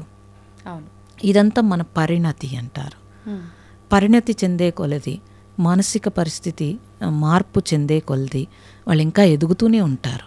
ఎదుగుతున్నప్పుడు అప్పుడు నేను ఇలా చేశాను కాబట్టి ఇదే పట్టుకుంటానంటే లోపల చిరాకు అనిపిస్తుంది, కొత్తదనం కావాలనిపిస్తుంది, మనసుకి అన్వేషిస్తూనే ఉంటారు. అందుకని నవవిధ భక్తి చెప్పారు. అందరికీ ఇప్పుడు ఒకే భగవంతుడు, ఇన్ని రూపాలు ఎందుకమ్మా, ఇన్ని మార్గాలు ఎందుకు అంటే ఆ జహకో రుచి బుద్ధికొక గుణం అన్నట్టుగా ఆ బుద్ధి ఎలా పరిణతి చెందుతుందో దాని ప్రకారం మన మహాత్ములు ఇన్ని అందించినప్పుడు మన సంస్కృతి సంప్రదాయం అంటే కట్టుబొట్టు కాదు. ఇంత వాళ్ళు చేసి రీసెర్చ్ చేసి మనకి మన జీవితం ఆనందంగా ఉండడానికి, మన సోళ్ళు శుద్ధి అవ్వడానికి, మన జన్మరాహిత్యానికి భారతదేశంలో మహాత్ములు మనకి ఇచ్చినంత సంపద ఇంకెక్కడా ఇయ్యలేదు.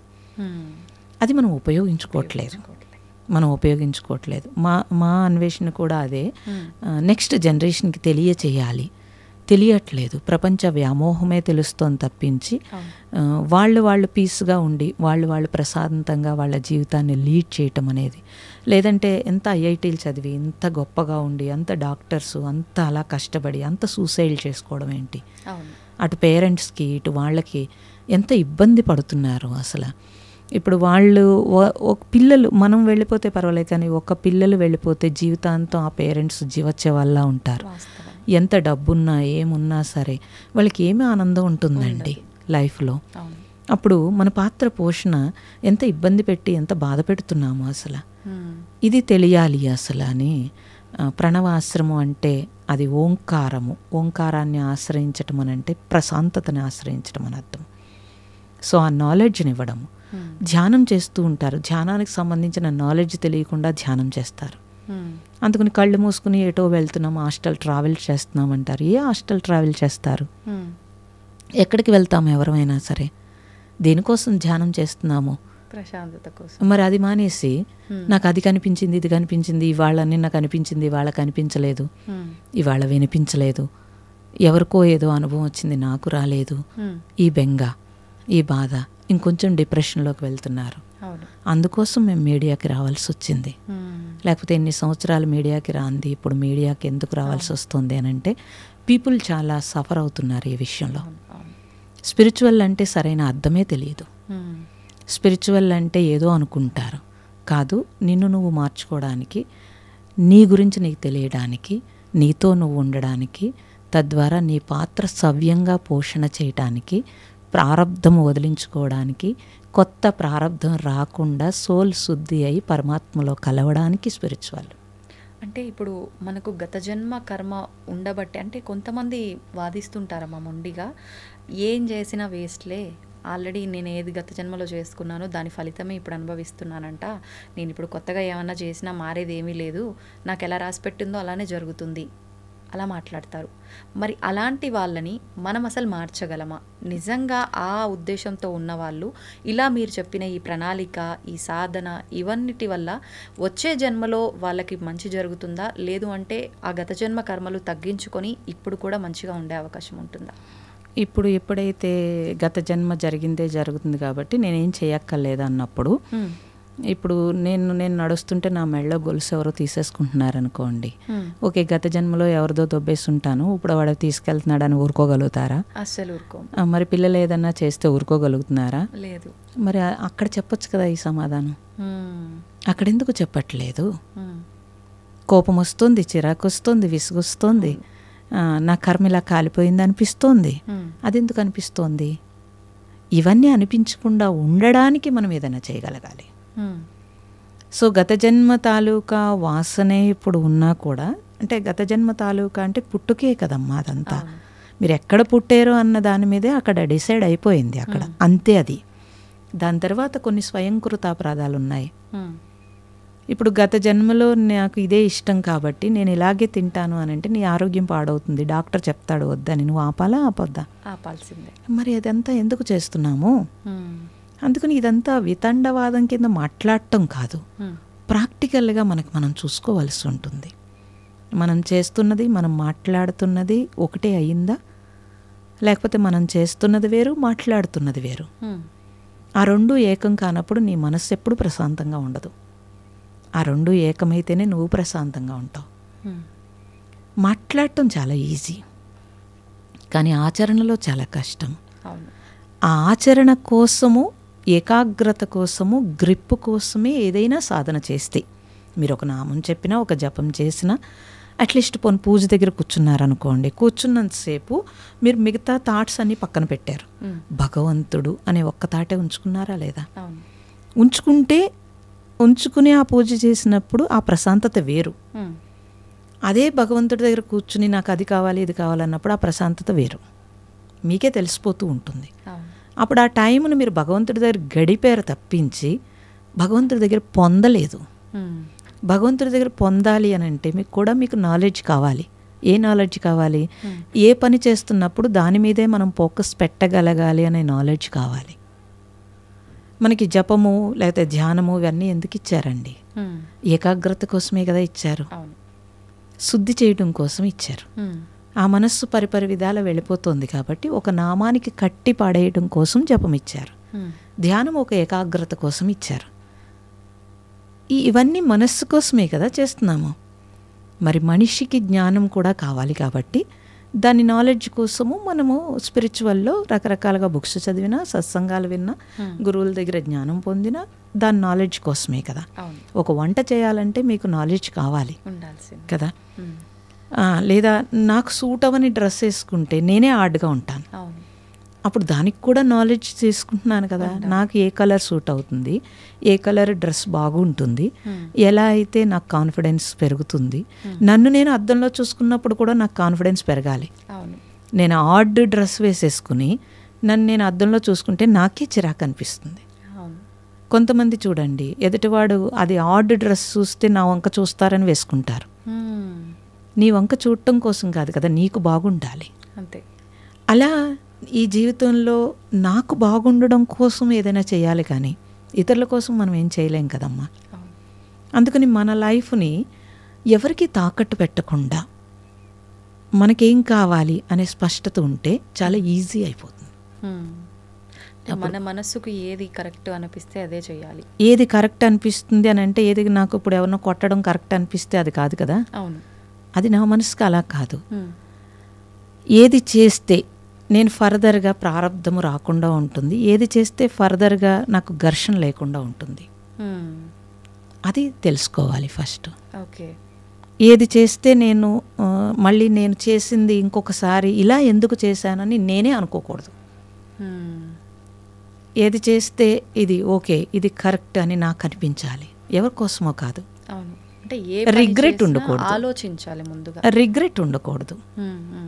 ఏది చేస్తే నువ్వు కరెక్ట్గా నీకు బాగుంటుంది అంటే అందరికీ అన్నీ సూట్ అవ్వవు. నాకేది కావాలి, నాకేది సూట్ అవుతుంది. ఇప్పుడు ఎవరిని పిల్లల్ని పెంచాలన్నా పక్కవాడు ఏదో చేస్తుంటే అలా పెంచుతాం మనం. అలా కాదు కదా, వాడికేం కావాలి, వాడి ద్వారా మనమేమి చేయాలనుకుంటున్నాము, ఇది తెలిసిన పేరెంట్ కరెక్ట్గా పేరెంటింగ్ కరెక్ట్గా ఉంటుంది. అది తెలియకుండా పక్క వాళ్ళు ఏదో చేస్తుంటే మనం ప్రెజర్ పెడితే కనుక అప్పుడు ఆ బిడ్డ రేపు రొద్దుటే మనల్ని తిడతాడు. నీ ఇష్ట ప్రకారం నన్ను రుద్దేవని చెప్తాడు. కానీ ఇప్పటి పిల్లలు కూడా అలానే ఉన్నారు కదమ్మా, పక్కన వాళ్ళతో పోల్చుకొని. మరి మనం నేర్పిందే కదమ్మా, మనం నేర్పిందే కదా, ఇదంతా మనం నేర్పిందే కదా. వాడికి ఏం తెలీదు. మీరు జీన్ ప్యాంట్ వేస్తారు, వేస్తే వాడికి అసలు జీన్ ప్యాంట్ అంటే తెలుసా? 1 year 2 yearsకి వాడికి తెలుసా? అసలు తెలియదు. వాడు దాని మీద తర్వాత ఏం చేస్తాడు, వాడు ఆల్రెడీ వేసేసుకున్నాడు కాబట్టి పక్కవాడు ఏం వేసుకున్నాడో చూస్తాడు. అప్పుడు దాని మీద ఫోకస్ పెడతాడా పెట్టడా? పెడతాడు. మరి మన పెద్దవాళ్ళు అలా చేశారా? మీకేం కావాలో అది ఇవ్వలేదు వాళ్ళు. వాళ్ళు ఏమి ఇచ్చారో అది తీసుకున్నారు మీరు. అందుకే మీ పెద్దల పట్ల మీకు రెస్పెక్ట్ ఉంది. ఎప్పుడూ కూడా మీకు వాళ్ళు కాన్ఫిడెన్స్ పెంచేటట్టుగా పెంచారు. మీ పని మీరే చేసుకున్నట్టు చేశారు, అందివ్వలేదు. అందుకు మనం మన పని మనమే చేసుకుంటున్నప్పుడు మనకి సాటిస్ఫాక్షన్ ఉంది. మీరు అందిస్తున్నప్పుడు వాడికి సాటిస్ఫాక్షన్ లేదు. అందుకు పిల్లలు తిరగబడుతున్నారు. అంటే ఇప్పుడు ప్రస్తుతం జరుగుతున్న పిల్లల విషయంలో జరిగే పొరపాట్లకి పిల్లల తప్పేమీ లేదు, పెద్దవాళ్ళ ఆలోచన విధానం కరెక్ట్గా, పేరెంటింగ్ కరెక్ట్గా లేకపోవడం వల్లే అనుకోవచ్చా అమ్మ? అయితే ఇది అంటే అలా అంటే మరి పెద్దవాళ్ళు అందరూ తిట్టుకుంటారు. కానీ నేను చూసిన ప్రపంచంలో చూస్తే కనుక సొసైటీ నుంచి వచ్చే ప్రభావం కొంత ఉంటుందండి, పేరెంట్స్ నుంచి కూడా కొంత ఉంటుంది. పేరెంట్స్ నుంచి కరెక్ట్గా ఉంటే సొసైటీలో వాడు ఏదైనా అంటించుకున్నా కూడా మళ్ళీ వాడు వదిలేయగలుగుతాడు. సొసైటీ పేరెంట్స్ 2 ఒకేలా ఉంటే కనుక వాడు వదలలేడు. ఎందుకంటే పరిసరాల్లో అదే నేర్చుకున్నాడు, సొసైటీలో కూడా అదే ఉంది. అప్పుడు వాడు ఎలా నేర్చుకుంటాడు చెప్పండి? మా గురువు గారు IPS సెలెక్ట్ అయ్యి ఆయన బ్రాహ్మలు, సద్బ్రాహ్మలు, చక్కగా ఇంట్లో మంత్రము, సాంస్క్రిట్ అన్నీ చదువుకున్నారు. కానీ IPS సెలెక్ట్ అయ్యి కూడా అక్కడికి వెళ్ళిన తర్వాత వెనక పిలక తీయాలని చెప్పి IPS వదిలేసి వచ్చారు. వచ్చి ఆయన చక్కగా కెమిస్ట్రీలో చక్కగా టాప్లోకి వచ్చి మళ్ళీ వేరే జాబ్ చేసుకున్నారు. అయితే అందరూ అదేంటి పిచ్చి అది అంటారు, కానీ అలా కాదు. అంటే వారి ఏదైతే సాంప్రదాయాలు, నేర్చుకున్నారో దాని మీద వాళ్ళ సాటిస్ఫాక్షన్ అది. హ్మ్. అది పేరెంట్స్ దగ్గర నుంచి ఆ నిజాయితీ నేర్చుకున్నారు కాబట్టి అది చేశారు. హ్మ్. నేను ఇప్పుడే మద్రాసు నుంచి ఎక్కడి నుంచో వస్తున్నాను. హ్మ్. ఆ పిల్లలు ఐఐటీలో టాప్లో చదివారు. కానీ వాళ్ళు బయట సొసైటీలా లేకుండా భార్యాభర్తలు ఇద్దరూ కూడా చక్కగా వాళ్ళు కావాల్సి వచ్చినట్టు ఉన్నారు. హ్మ్. నేను అడిగాను, ఎందుకు మరి సొసైటీ అంతా ఇలా ఉంది, మీరు ఇంత టాప్లో చదువుకున్నారు, అంత సొసైటీ చూశారు అని అంటే, మాకేం కావాలో మాకు స్పష్టత ఉంది, సొసైటీ ప్రకారం పరిగెట్టే పరిస్థితి మాకు వద్దు అనుకున్నాం కాబట్టి మేము దూరంగా ఉన్నామన్నారు. నేను అప్పుడు వాళ్ళ బ్యాక్గ్రౌండ్ చూస్తే పేరెంటింగ్ అలా ఉంది, వాల్యూస్తో కూడుకున్న జీవితం పేరెంటింగ్ చేశారు వాళ్ళు. చేస్తే ఆ పిల్లలు చక్కగా ఉన్నారు. ఇంత మంచి సొసైటీలో కూడా, అంటే ఇంత మోడర్న్ సొసైటీలో కూడా వాళ్ళు హ్యాపీగా ఉన్నారు. అలా చాలా బిజీ లైఫ్ లీడ్ చేస్తున్నారు. ఇంటికి వచ్చేటప్పటికి చాలా హ్యాపీగా ఉన్నారు ఇద్దరు. అమ్మ, ఒక చిన్న క్వశ్చన్, మీరు తప్పుగా అనుకోవద్దు. అంటే ఇప్పుడు మనం పెంచే విధానము, మనం పిల్లలకు ఆ విలువలు అవన్నీ నేర్పించకపోవటం వల్లే కరెక్ట్గా ఇలా ఉంది అని, అది వాస్తవం, ఒప్పుకుంటా. కానీ కొన్ని సందర్భాల్లో చాలా విలేజెస్ అలాంటి వాటి దగ్గర పేరెంట్స్కి అసలు ఏ నాలెడ్జ్ తెలియదు. వాళ్ళు పొద్దున్న లేస్తే ఇంత వండుకొని తిన్నామా, వాళ్ళ పనికి వాళ్ళు కూలి పనికి వెళ్ళామా వచ్చామా తప్ప పిల్లల విషయంలో ఏమి పట్టించుకోరు. అలా ఉన్న కుటుంబాల నుంచి, గ్రామాల నుంచి వచ్చిన వాళ్ళు కూడా ఎన్నో విలువలతో ఉన్నారు. మరి అట్లా ఎలా జరుగుతుందంటారు? సంస్కారం అండి, పుట్టుకతో సంస్కార బలం ఉంటుంది. ఆ సంస్కార బలంలో 25% పేరెంట్స్ నుంచి నేర్చుకుంటే, 25% సొసైటీ నుంచి నేర్చుకుంటే 50% వాడి సంస్కారం ఉంటుంది. ఆ సంస్కారంలో ఒక చెడు ఉందనుకోండి, ఆ చెడులో పేరెంటింగ్ కూడా చెడు ఉందనుకోండి, వాడు 50% చెడులో 75% చెడు వస్తుంది. సొసైటీలో చెడు 100% చెడు వస్తుంది. ఆ సంస్కారంలో 50% మంచి ఉంది. పేరెంటింగ్లో 25% చెడు ఉంది. సొసైటీలో 25% మంచి తీసుకున్నాడు అనుకోండి, 75% మంచి, 25% చెడే తీసుకుంటాడు. అప్పుడు వాడు ఆలోచించుకుంటాడు ఎదిగిన తర్వాత. ఎప్పుడూ కూడా జీన్స్ అంటే, ఇప్పుడు ఒక తల్లి 4-3 పిల్లల్ని కంటే కనుక ఒకటి సంస్కారం ఒకలా ఉంటుంది, ఒకటి సంస్కారం ఒకలా ఉంటుంది. పేరెంటింగ్ ఒకేలా ఉంటుంది, కానీ వాడి సంస్కార బలం నుంచి వస్తాడు.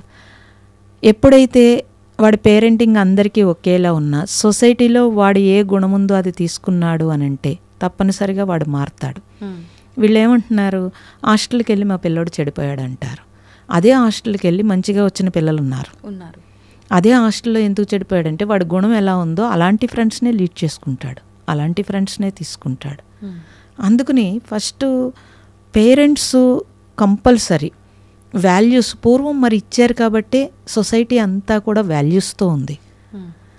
పేరెంటింగ్లో వాల్యూస్ లేకపోతే కనుక సొసైటీలో వాల్యూస్ లేవు అంటున్నారు.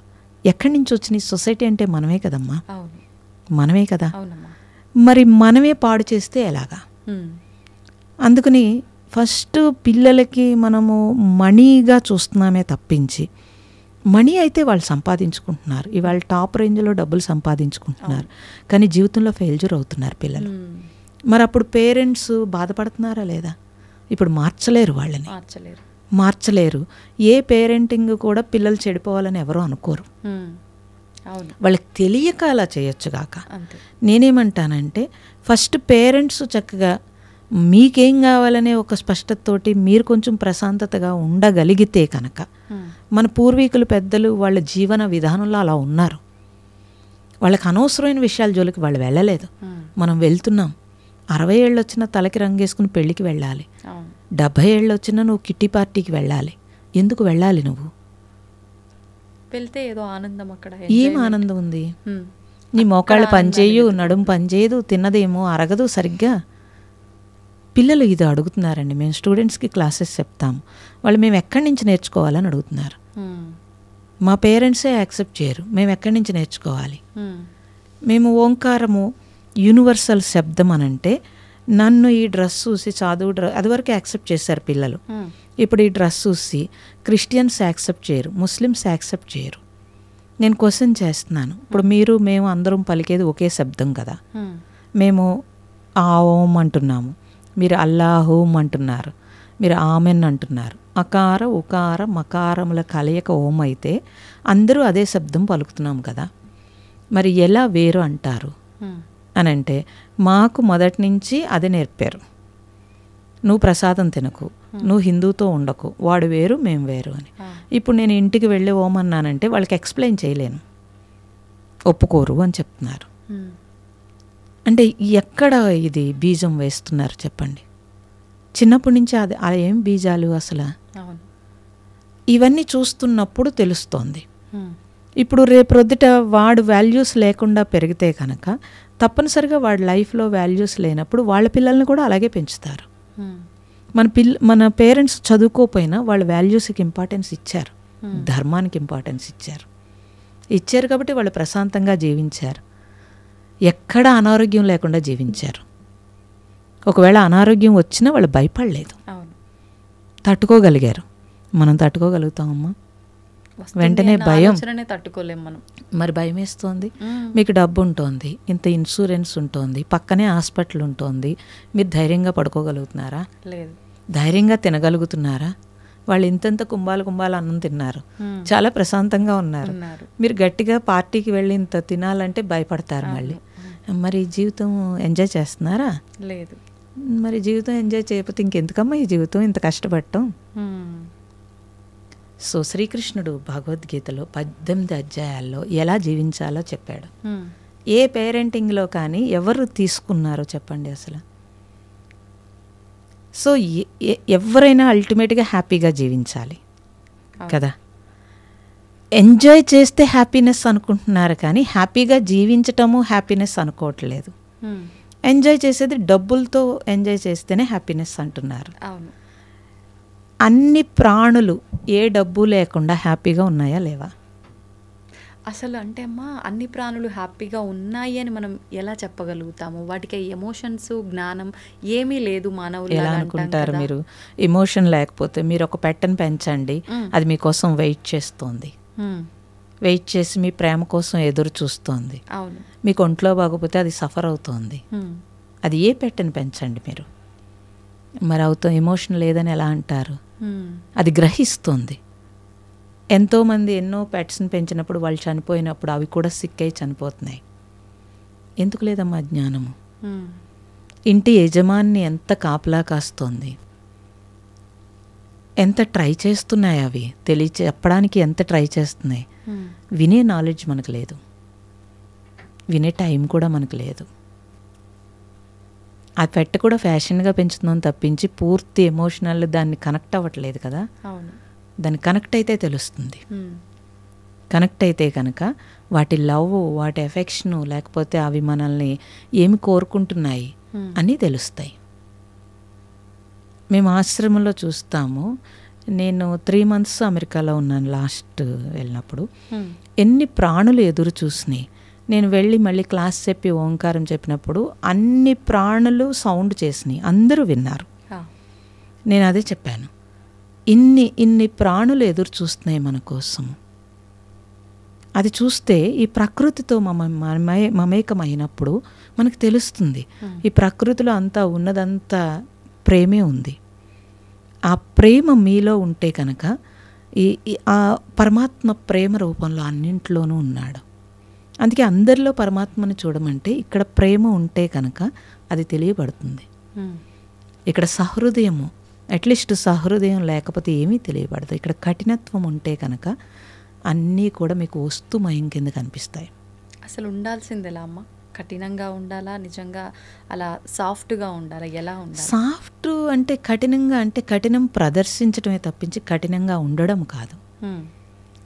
అవసరమైనప్పుడు కఠినం ప్రదర్శిస్తారు. ఇప్పుడు మీరు నాకేదో హాని చేస్తున్నారు, సాఫ్ట్గా కూర్చుంటానా ఏంటి? లేదు కదా. అవసరమైనప్పుడు గర్జిస్తాను, లేనప్పుడు అనవసరంగా ఎందుకు గర్జిస్తాను?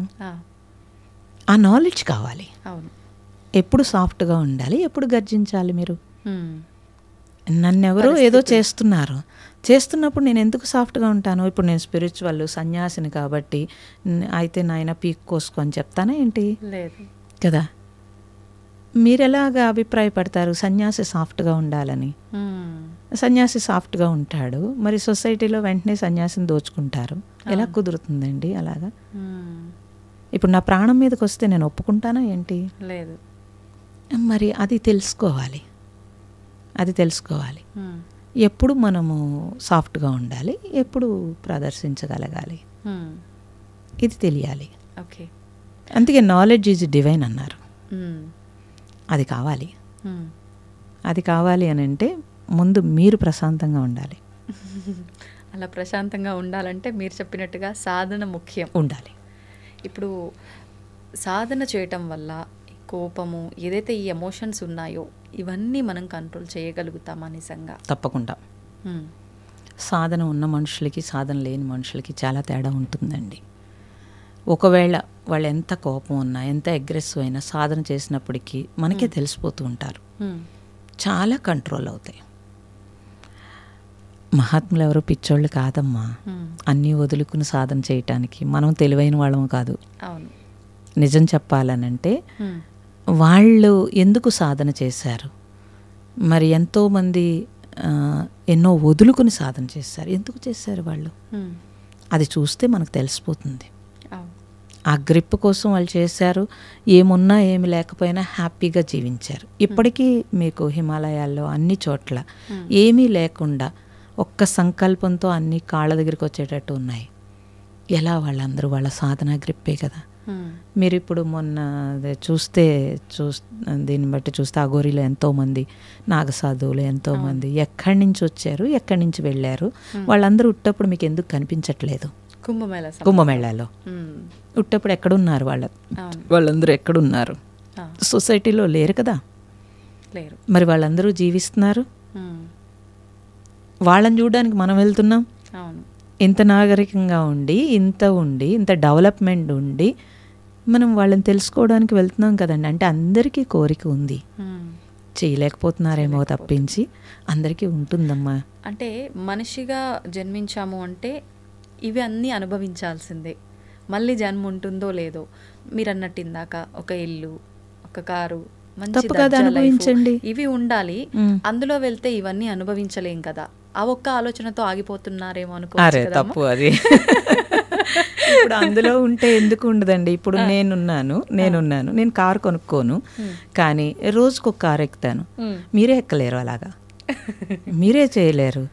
నేను ఎంత పెద్ద పెద్ద ఇళ్ళు చూస్తాను, ఎంత పూరు గుడిసెలు చూస్తాను, ఎన్ని ఇంట్లో నేను ఉంటాను. అసలు నాకైతే అన్నీ ఈ హైదరాబాద్ వస్తే ఇక్కడ ఎంతమంది నాకు రూమ్స్, గెస్ట్ హౌస్లు ఉంటాయి. నాకు అలా ఉంచేస్తారు అమ్మ కోసం అని.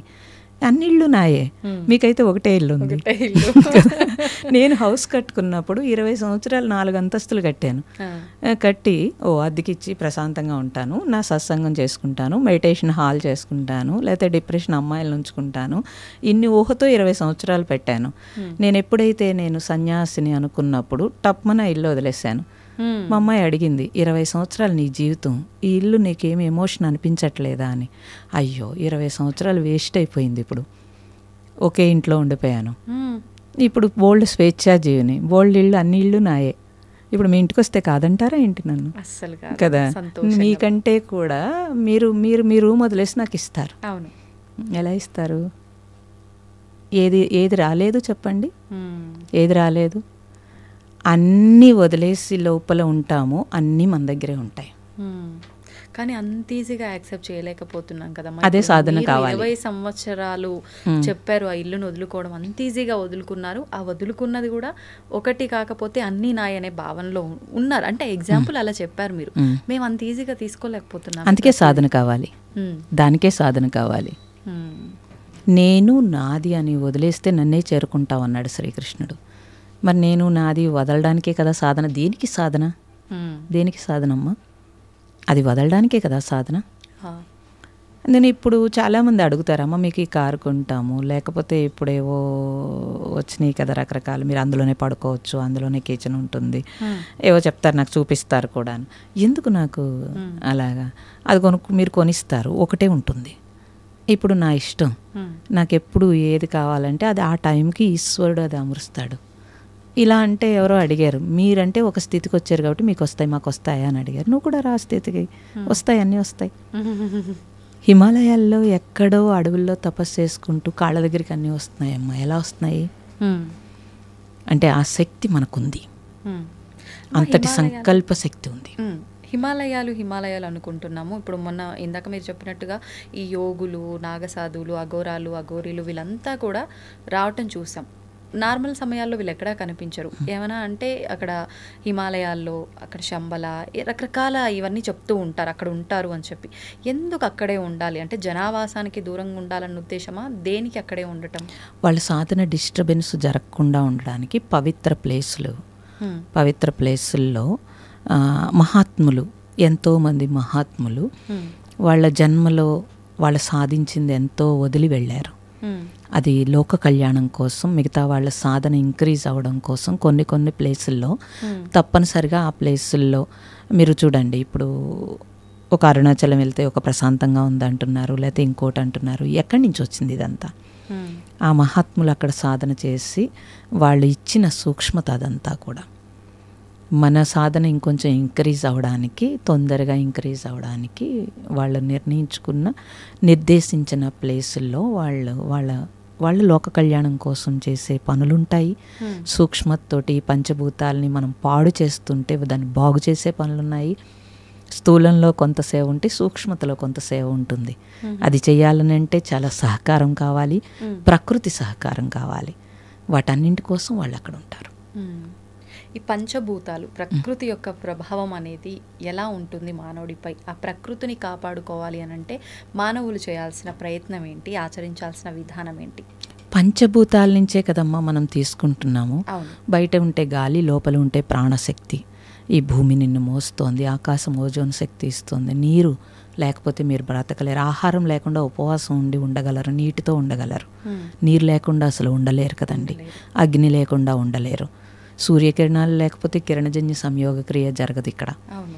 మరి అంత సహకరిస్తున్న పంచభూతాలకి మనమేం చేస్తున్నాం అనే ఒక్క ఆలోచన చాలు. ఒక్క ఆలోచన ఉంటే కనుక ఇన్ని కెమికల్స్ మీరు అంటున్నారు పొల్యూషన్ అని, ప్రతి ఒక్కళ్ళు ఎన్ని కెమికల్స్ వాడుతున్నారమ్మా. పూర్వం మన పెద్దలు వాడారా? లేదు. మరి వాళ్ళు ఆరోగ్యంగా లేరా? అప్పుడే ఆరోగ్యంగా ఉన్నారు. మరి ఎలాగ మీరు పాడు చేస్తారమ్మా? ఎంత విచక్షణ లేకుండా పాడు చేస్తున్నారు. వ్యాపారస్తులు వ్యాపార ధోరణితో ఏవో అమ్ముకోవడం కోసం వాళ్ళు ఇది మంచిది అది మంచిది అంటే మనం ఎన్ని వాడుతున్నామండి. మరి ఈ భూమిని ఎంత పాడు చేసి కెమికల్స్ తోటి మీ వెనక జనరేషన్కి మీరు అందిస్తున్నారు. ఆ భూమి పాడైపోతే, ఆ నీరు పాడైపోతే మన పిల్లలు ఏ కెమికల్ నీళ్ళు తాగుతారు? ఇది మనం తెలియాలండి. ఇది మనం తెలిస్తే సరిపోతుంది. కనీసం మన ధర్మం ఏంటంటే మనకి మనం కెమికల్ వాడకుండా ఉంటామా? ఇప్పుడు వస్తున్న ఎకో ఫ్రెండ్లీలో ఏమైనా మీరు చేయగలుగుతారా? పోనీ ప్లాస్టిక్ నిర్మూలన కోసం మేము ఎన్ని సంవత్సరాలమ్మా మా సొంత ఖర్చులతోటి మేము క్లాత్ కొని సంచులు కొట్టి వేల సంచులు పంచిపెట్టేవాళ్ళం. ఎందుకండి అలాగా ఎవరు మానేస్తారన్నారు. ఈరోజు ఎంత ఉద్యమం వచ్చింది. మరి ఎవరికి వాళ్ళకి అది చేయాలి కదమ్మా. అలాగా ప్రతి ఒక్కరిలో మార్పు రావాలి. నేను ఎన్నోసార్లు చెప్తూ ఉంటాను, ఇంట్లో మీరు సోపులు వాడటం తగ్గించండి. అంతంత సర్ఫులు వేసి మీరు చేయాల్సిన అవసరం లేదు అసలు. ఎందుకు చేస్తున్నారు అంటే ఆ టైంకి నేను బజార్ నుంచి తెచ్చుకుంటాను, ఏదో యాంత్రికంగా పనిచేస్తాను, యాంత్రికంగా వాడేస్తూ ఉంటాను. అది ఎంతవరకు కరెక్ట్? మన పెద్దలందరూ కూడా ఈ పంచభూతాలకి అందుకే భూమాత అని చెప్పి వాళ్ళు దేవతల కింద ఆరాధించారు. ఎందుకని మన మైండ్లో దాని మీద రెస్పెక్ట్ రావడం కోసం. మనకిప్పుడు ఆ రెస్పెక్ట్ ఉందా? లేదు. అట్లీస్ట్ ఏం చేస్తామమ్మా అసలు?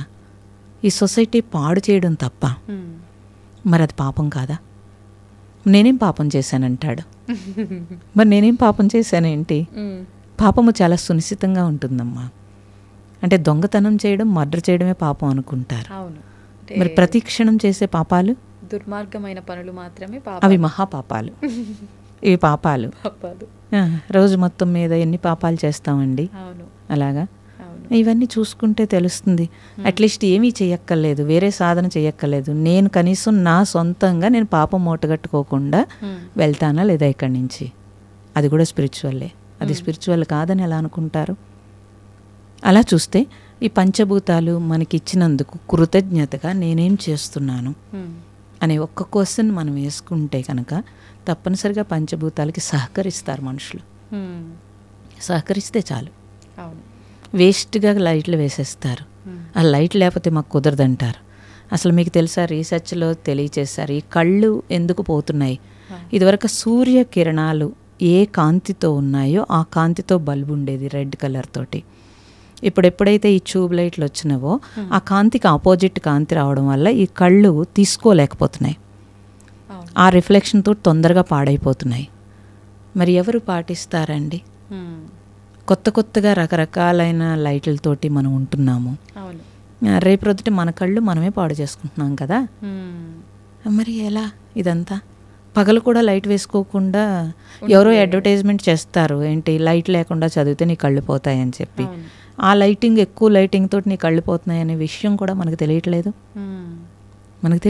అసలు వెళ్ళి మంచం మీద పడుకునే బదులు బయట కూర్చొని చదువుకో నువ్వు, లైటింగ్ బాగుంటుంది. కాలంలో వీధి దీపాల కింద మరి చక్కగా చదువుకున్నారు కదా. వాళ్ళు ఎవరికి కళ్ళజోడలేదు.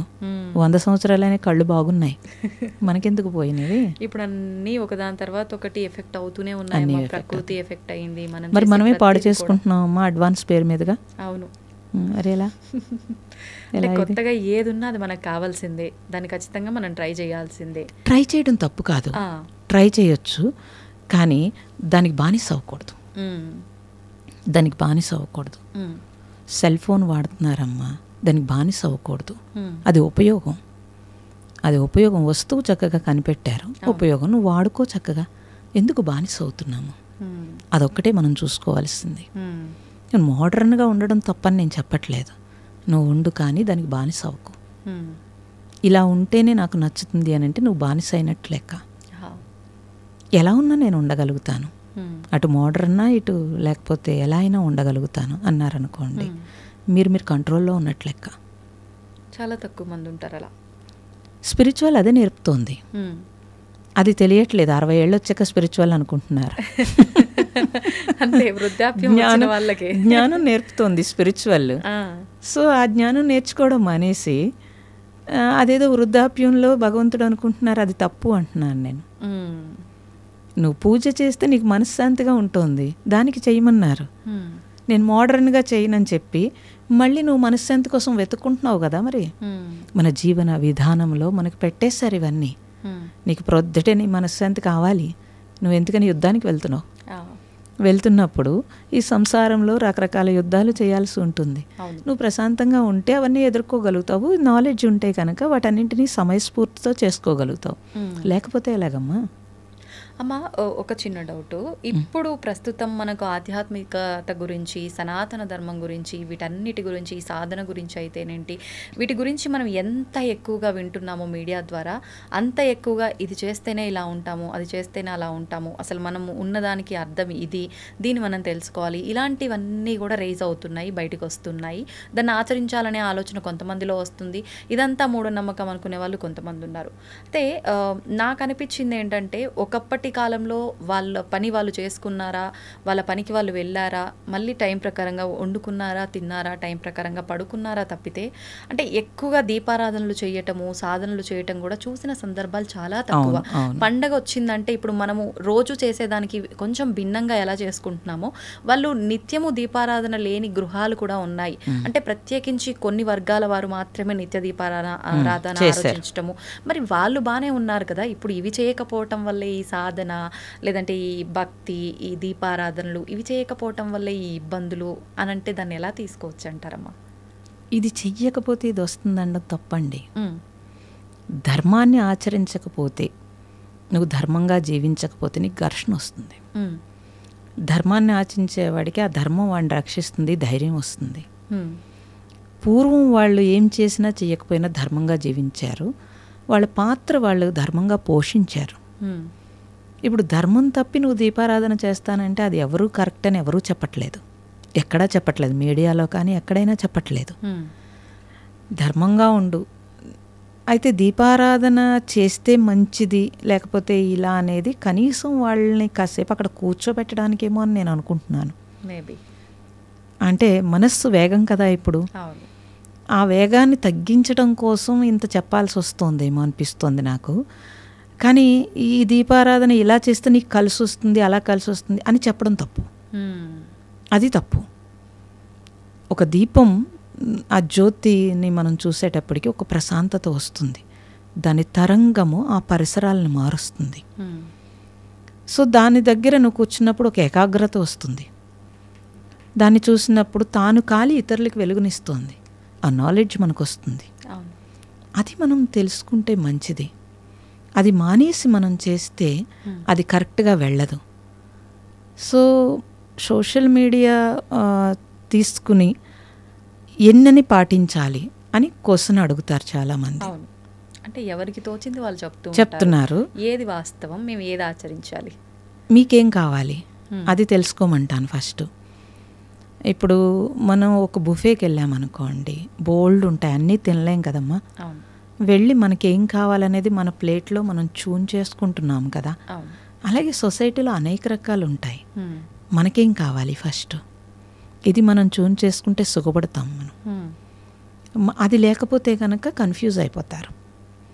అందుకని మంచిది, అన్ని రకాలు వస్తాయి, కానీ నీకేం కావాలో తెలుసుకుని అప్పుడు దాన్నే చూన్ చేసుకుని నువ్వు ప్రయాణం చేయడం అనేది కరెక్ట్ పద్ధతి. అనేక రకాలు ఉండొచ్చు కాక, కానీ అవన్నీ మనకు అవసరం లేదు కదా. మనకేం కావాలి అది మనం తీసుకోవాలి ఫస్ట్. అలాగే ప్రయాణం చేస్తే సుఖంగా వెళ్తారు ఎవరైనా సరే. ఇప్పుడు ప్రతి ఒక్కరం కూడా మీరు చెప్పినట్టుగా ఆ సుఖమైన, సంతోషమైన ప్రతిదీ వాళ్ళలో వాళ్ళు వెతుక్కోవడం పక్కన పెట్టి భౌతికమైన విషయాలపైన, మనుషులపైన, భౌతికమైన వస్తువులపైన, వీటిపైనే సంతోషాన్ని కానీ ఆ సుఖాన్ని కానీ ఉంది అని చెప్పి భావిస్తున్నాం. ఆ ఆలోచన నుంచి ఎలా బయటికి వస్తామంటారు? అది టెంపరరీ అని తెలుస్తూ ఉంటుందమ్మా మనకి ఎలాగోను.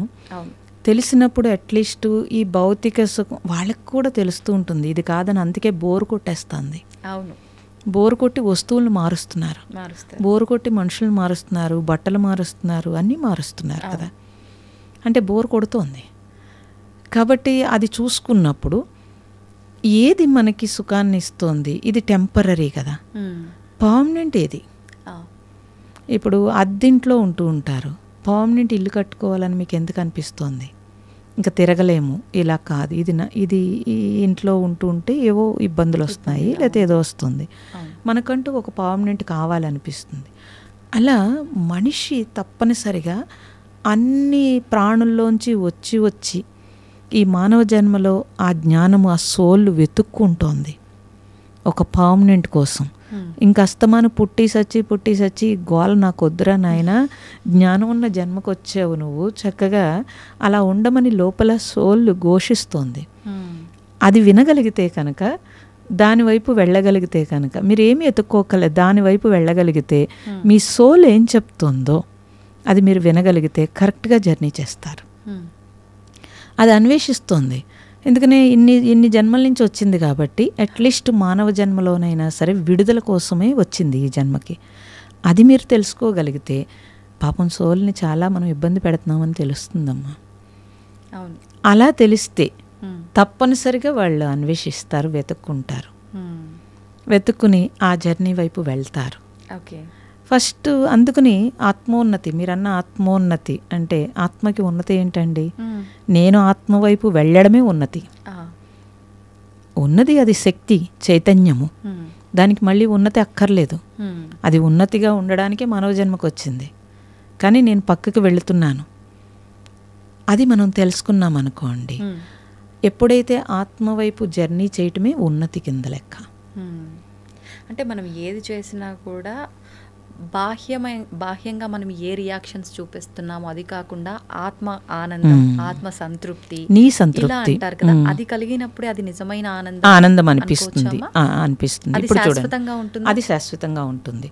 ఇప్పుడు మీకు ఏం చేసినా అసంతృప్తిగానే ఉంది. అవును, ఈ అసంతృప్తి ఎక్కడి నుంచి వస్తుంది అంటే మీరు రియల్గా వెళ్ళట్లేదు కాబట్టి అసంతృప్తి వస్తుంది. ఇప్పుడు కోరిక కూడా ఎక్కడి నుంచి పుడుతుందండి? అసంతృప్తి నుంచే పుడుతుంది. మీరు జాబ్ చదువుకోవడమే ముఖ్యం అనుకున్నారు, తర్వాత జాబ్ రావడమే ముఖ్యం అన్నారు, మళ్ళీ తర్వాత ప్రమోషన్ రావడమే ముఖ్యం అనుకున్నారు, మళ్ళీ ఆ ప్రమోషన్ నుంచి ఇంకొంచెం ప్రమోషన్ అలా వెళ్ళి రిటైర్ అయిపోయారు. రిటైర్ అయిపోయిన తర్వాత ఇప్పుడు ఏం చేస్తున్నారు? మళ్ళీ మీరు మళ్ళీ వెతుకుతున్నారు. ఏం వెతుకుతున్నారు? అప్పుడు రిటైర్ అయిపోయాను కాబట్టి ఇప్పుడు నేను స్పిరిచువల్లోకి వెళ్తాను. వెతుకుతున్నారా? వెతకట్లేదా? వెతుకుతున్నారు. అంటే ఇంకా ఆగలేదు కదండి. ఆగలేదు. అవును. అంటే ఆఖరి నిమిషం వరకు కూడా ఏదో ఒకటి వెతుకుతున్నారు కదా, వెతుకుతూనే ఉంటాం. వెతుకుతున్నారు. అవును. అదే ఒక బ్రహ్మచారి అంటే స్పిరిచువల్లోకి వచ్చాడు, ఏదో చదువుకున్నాడు, కాదు నాకు ఇది కాదు జీవితం అని అన్వేషణ మొదలుపెట్టాడు. మొదలుపెట్టి పోనీ ఒక గురువు అయ్యాడు, లేకపోతే ఒక సాధువు అయ్యాడు, లేకపోతే ఒక ఆశ్రమంలో ఉన్నాడు అనుకుందాం. పోనీ ఇంక వాడు వెతకట్లేదు కదా, ఆగాడు అక్కడ. అవును. ఆగి తాను తెలుసుకున్నది బోధిస్తున్నాడో, లేకపోతే తాను తృప్తిగా ఉంటున్నాడో, లేకపోతే ఈ సొసైటీకి ఏదో సేవ చేస్తున్నాడో, లేదా సొసైటీ కాకపోతే సూక్ష్మతలో సేవ చేస్తున్నాడో, సెల్ఫ్ సాటిస్ఫాక్షన్తో జీవిస్తాడు మనీ లేకపోయినా. మరి ఎలా జీవించగలుగుతున్నారు?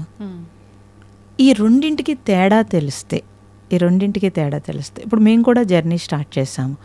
చదువుకోవాలి, లేకపోతే జాబ్ చేయాలి, లేకపోతే డబ్బులు సంపాదించాలి, ఇల్లు కట్టుకోవాలి అని.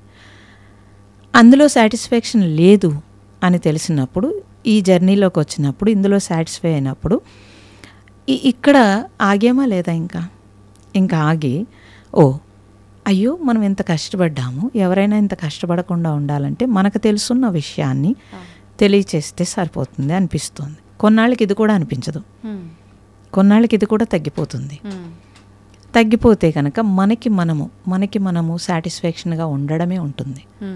ఆ భగవాన్ చెప్పాడు అదే ఉండడము అంటే. ఊరక ఉండడం అంటే ఖాళీగా ఉండడం అని కాదు, నువ్వు నీతో ఉండడం అని. నేను నాతో ఉండడం అనేది చాలా హ్యాపీనెస్ని ఇస్తుంది. మనుషులందరూ అన్నీ పెట్టుకుని వాళ్ళతో ఉండకుండా ఇబ్బంది పడుతున్నారు. అన్నీ ఉంటున్నాయి, ఎవరికి హ్యాపీనెస్ ఉంది చెప్పండి? లేదు. మరి మళ్ళీ అన్వేషిస్తున్నారు స్పిరిచువల్ అని చెప్పి. డబ్బుంటే ఆనందం అనుకుంటారు, మరి అది ఆ డబ్బు మరి అంతా సంపాదిస్తారు, అయినా ఆనందం ఉండదు. ఇప్పుడు మీరు అలా అయితే బిల్ గేట్స్ లేకపోతే టాటా వాళ్ళు అందరూ బోల్డ్ ఆనందం పొందాలి కదమ్మా. అవును అవును. మళ్ళీ వాళ్ళు పొందట్లేదు కదా. అంటే డబ్బుతో ఆనందం కలిగిస్తుందేమో కానీ అది శాశ్వతం కాదు. డబ్బుతో సౌకర్యం వస్తుంది, భోగం వస్తుంది, కానీ పూర్తిగా తృప్తి అయితే రాదు. డబ్బుతో సౌకర్యం, డబ్బు వద్దని నేనేం చెప్పట్లేదు. నువ్వెవరి మీద ఆధారపడకుండా నువ్వు ఏర్పాటు చేసుకోవడం తప్పని ఎవరూ చెప్పరండి. డబ్బుతో ఆనందం వస్తుందండం తప్పు.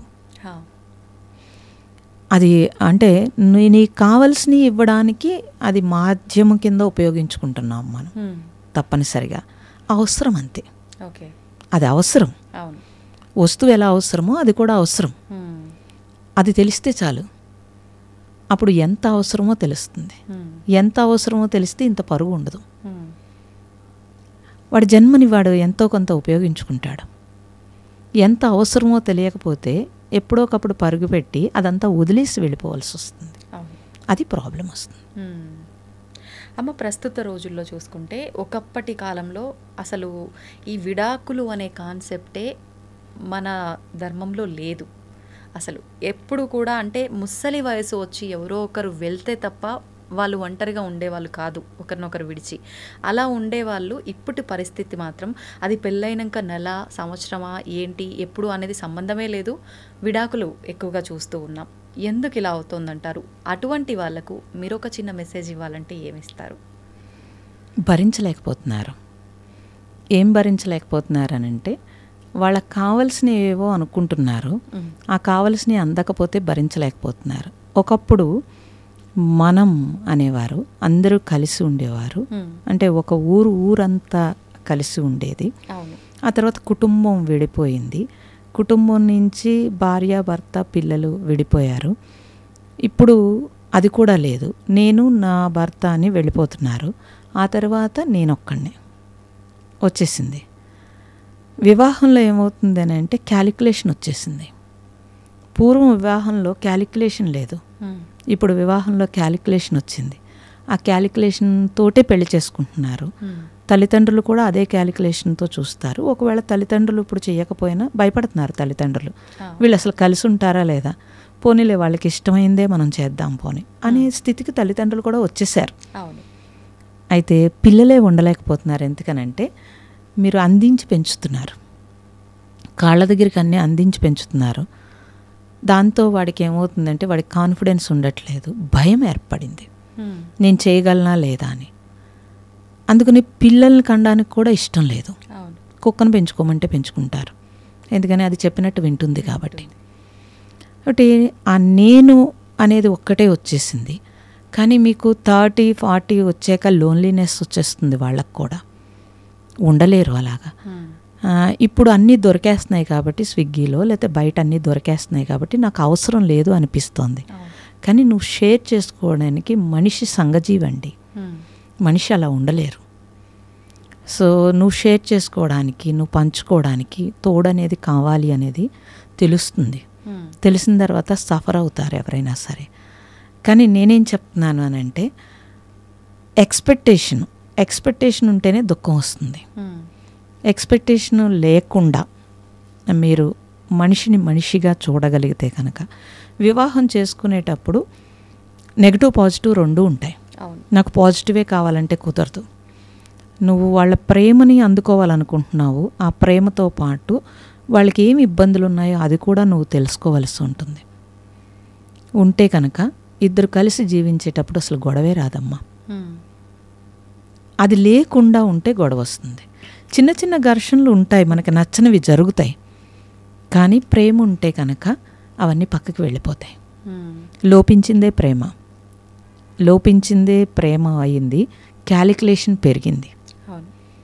ఆ క్యాలిక్యులేషన్ లేకుండా మనము యాక్సెప్టెన్సీ కనుక, అలా అణిగిమణిగి ఉండమని నేను చెప్పట్లేదు, అట్లీస్ట్ మనం అర్థం చేసుకుని యాక్సెప్టెన్సీ వస్తే, కాదండి అవతల వాళ్ళు అర్థం చేసుకోవాలి కదా అని అడుగుతున్నారు. సేపు ఒక సైడ్ నుంచే మేమే అర్థం చేసుకోవాలా, ఎదుటివారు కూడా ఒకసారి కాకపోతే ఒకసారి అర్థం చేసుకోవచ్చు కదా. ఇంకొకటి, నేను ప్రతిసారి అర్థం చేసుకున్నా నేను చులకనైపోతున్నా తప్ప సరే అర్థం చేసుకుంది అని వాళ్ళు అర్థం చేసుకోవట్లేరే, ఈ మొండివాదన కూడా ఎక్కువగా చూస్తాం. టైం పడుతుంది కదమ్మా, ఎక్కడో పెరిగారు, మీరెక్కడో పెరిగారు, మరి టైం పడుతుంది కదా. ఒక సెల్ ఫోన్ కొనుక్కున్నారు, అది మీకు అలవాటు అవడానికే టైం పడుతుంది కదా. మరి టైం పడుతుంది కదమ్మా. ఇదంతా కూడాను మన పిల్లలే మనల్ని అర్థం చేసుకోవడానికి టైం పడుతుంది. వాళ్ళ తల్లిదండ్రులు అయ్యాక కానీ తల్లిదండ్రులు నచ్చట్లేదు వాళ్ళకి. మరి మనం ఇద్దరం కలిసి జీవించేటప్పుడు టైం పడుతుంది ఇద్దరికి బాండింగ్ రావడానికి. ఆ టైం నువ్వు ఇవ్వకపోతే ఎలాగా? కాలంలో ఆ టైం ఇవ్వకపోతే ఎలాగమ్మా? ఇవ్వడం మానేసి నువ్వు నాకు అక్కర్లేదనే పరిస్థితికి వచ్చేస్తే ఎలా అవుతుంది అది? పోనీ అక్కర్లేదు అంటున్నారు, సెకండ్ మ్యారేజ్ చేసుకున్నప్పుడు రాజీ పడుతున్నారు కదమ్మా. మొదటి మ్యారేజ్లో వద్దనుకున్న తప్పులన్నీ సెకండ్ మ్యారేజ్లో రాజీ పడుతున్నారు కదా. లేదు రాజీ పడం, మేము ఒంటరిగా ఉంటామంటున్నారు, అప్పుడు లోన్లీగా డిప్రెషన్కి వెళ్తున్నారు కదా. ఎందుకు వెళ్తున్నారు? ఒంటరిగా ఉండి ఆలోచనలు. మరి ఇవన్నీ ఆలోచించుకున్నప్పుడు నువ్వు టైం ఇచ్చినప్పుడు ఆటోమేటిక్గా మీకు అన్నీ సెట్ అవుతాయి. కాలంలో అన్నీ తెలుస్తుందమ్మా. అసలు ముందు ఆ కాలం ఇవ్వాలి కదా. మీరు వంట చేసేటప్పుడు కాలం ఇవ్వనంటే కుదరదు అసలు. మీరు ఎంత శ్రద్ధగా దానికి టైం ఇచ్చి వండిన దానికి, వంట లేని దానికి తేడా తెలుస్తుంది. మనం తినేటప్పుడు మనకి చాలా ఇబ్బంది అవుతుంది. సో జీవితంలో కూడా అంతే. నువ్వు అర్థం చేసుకోవడానికి టైం పడుతుంది, మారడానికి కూడా టైం పడుతుంది, మనకు నచ్చినట్టు అవ్వడానికి కూడా టైం పడుతుంది. నువ్వు ఇస్తూ ఉంటే కనుక, నువ్వేదైనా ప్రేమని ఇస్తున్నప్పుడు అవతల వాళ్ళు కూడా ఎప్పుడోకప్పుడు కరగకుండా ఉంటారా? మనకి రామాయణం చెప్తోంది, రాయి కూడా రాముడి పాదం తగిలినప్పుడు ఆమె నాతి కింద మారింది కదా. ఎలా మారింది? ఇవన్నీ తెలియచేస్తున్నాయి. చరిత్ర తెలుసుకుంటే తెలుస్తుంది. ఏమీ తెలియకుండా నాకు అన్నీ కావాలంటే ఎలా కుదురుతుంది? అందుకని నేనేం అంటానంటే, మీరు వివాహం చేసుకున్నప్పుడు నో ఎక్స్పెక్టేషన్ తోటి వివాహం చేసుకోవడం ఒకటి. కొంచెం టైం తీసుకోమంటున్నాను. కొంచెం టైం తీసుకుని అప్పుడు కూడా మీకు సూట్ అవ్వకపోతే అప్పుడు మీరు నిర్ణయించుకోండి అంటాను.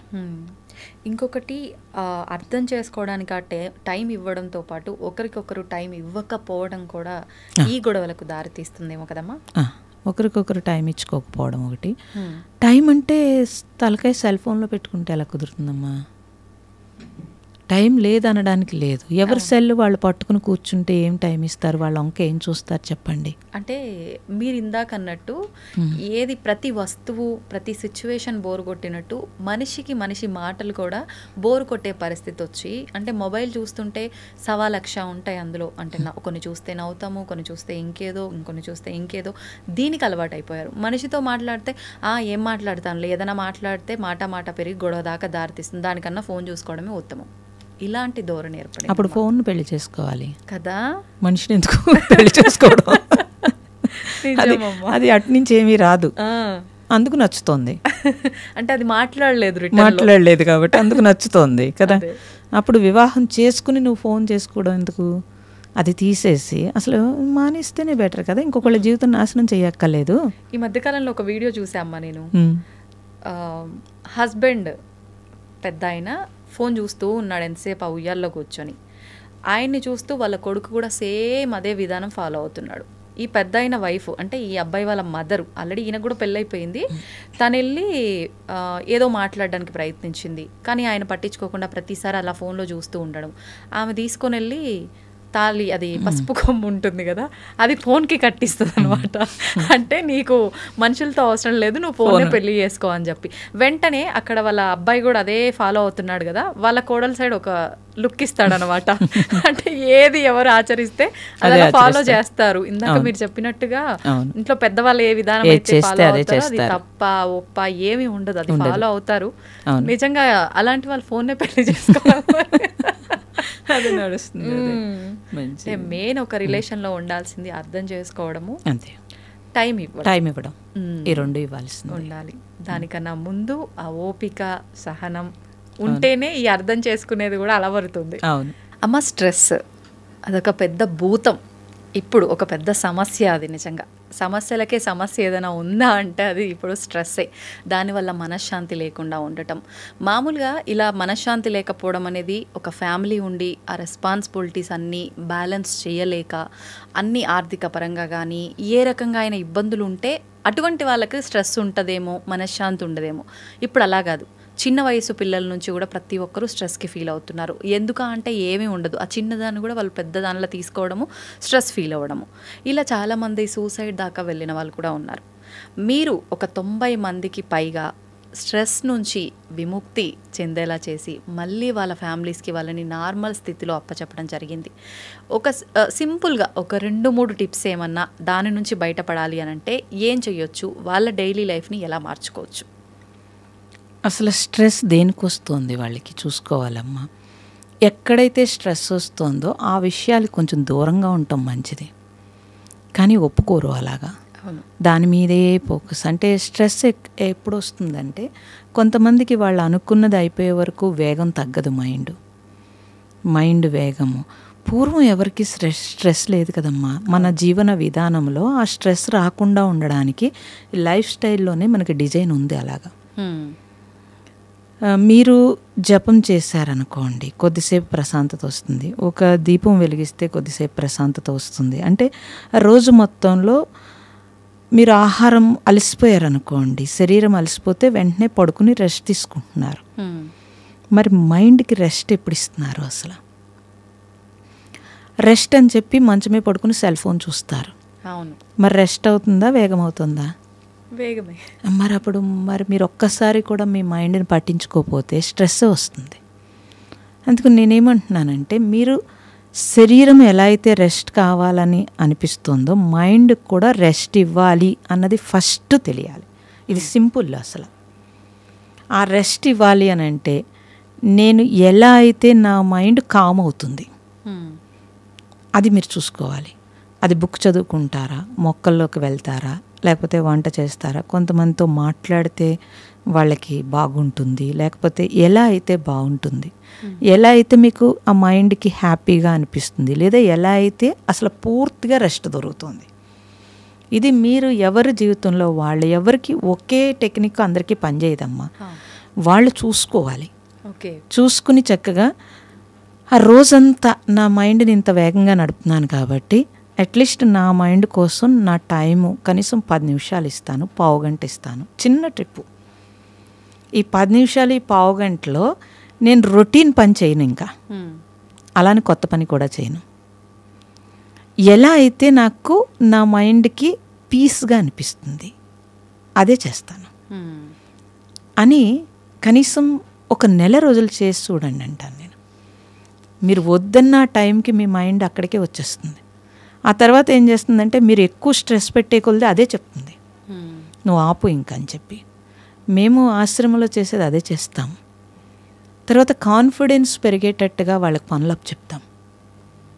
అసలు మేము చేయలేము, మేము చెందలేము అనుకున్నవన్నీ చేయిస్తాను. లేడీస్ వచ్చి పార పట్టుకుని గుణపం పట్టుకుని లేకపోతే అన్ని పనులు ప్రతి పని నేర్చుకుంటారు.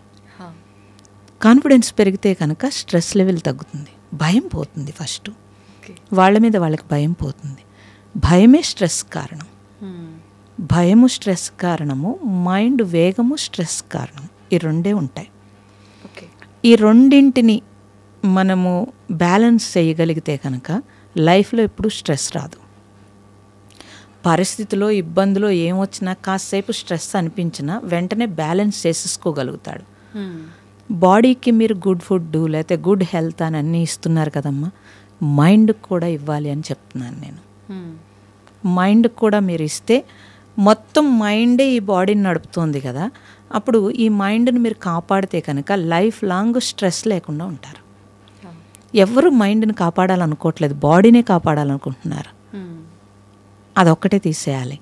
ఈ మైండే ఈ బాడీని కదుపుతోంది కాబట్టి ఈ మైండ్ని మనం జాగ్రత్తగా చూసుకోవాలి అనే ఒక్క చిన్న విషయం మీరు గుర్తుపెట్టుకుంటే లైఫ్ లాంగ్ మీ మైండ్ జాగ్రత్తగా ఉంటుంది.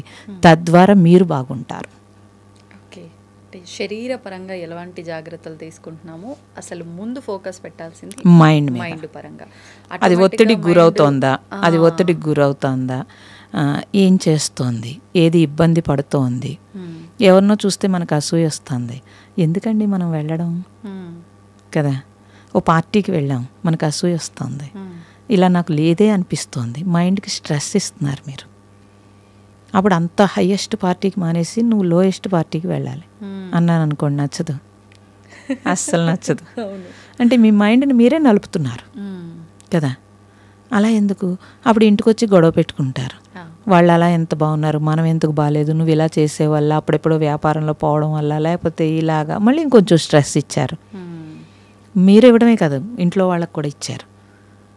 తద్వారా వాళ్ళు ఎదురు కొట్టుకుంటుంటే పిల్లలు స్ట్రెస్ ఫీల్ అవుతారు. అంటే ఇప్పుడు స్ట్రెస్ మనమే తీసుకోవట్లేదు, అందరికీ పంచుతున్నాం. ఇది మనం గమనించాలి.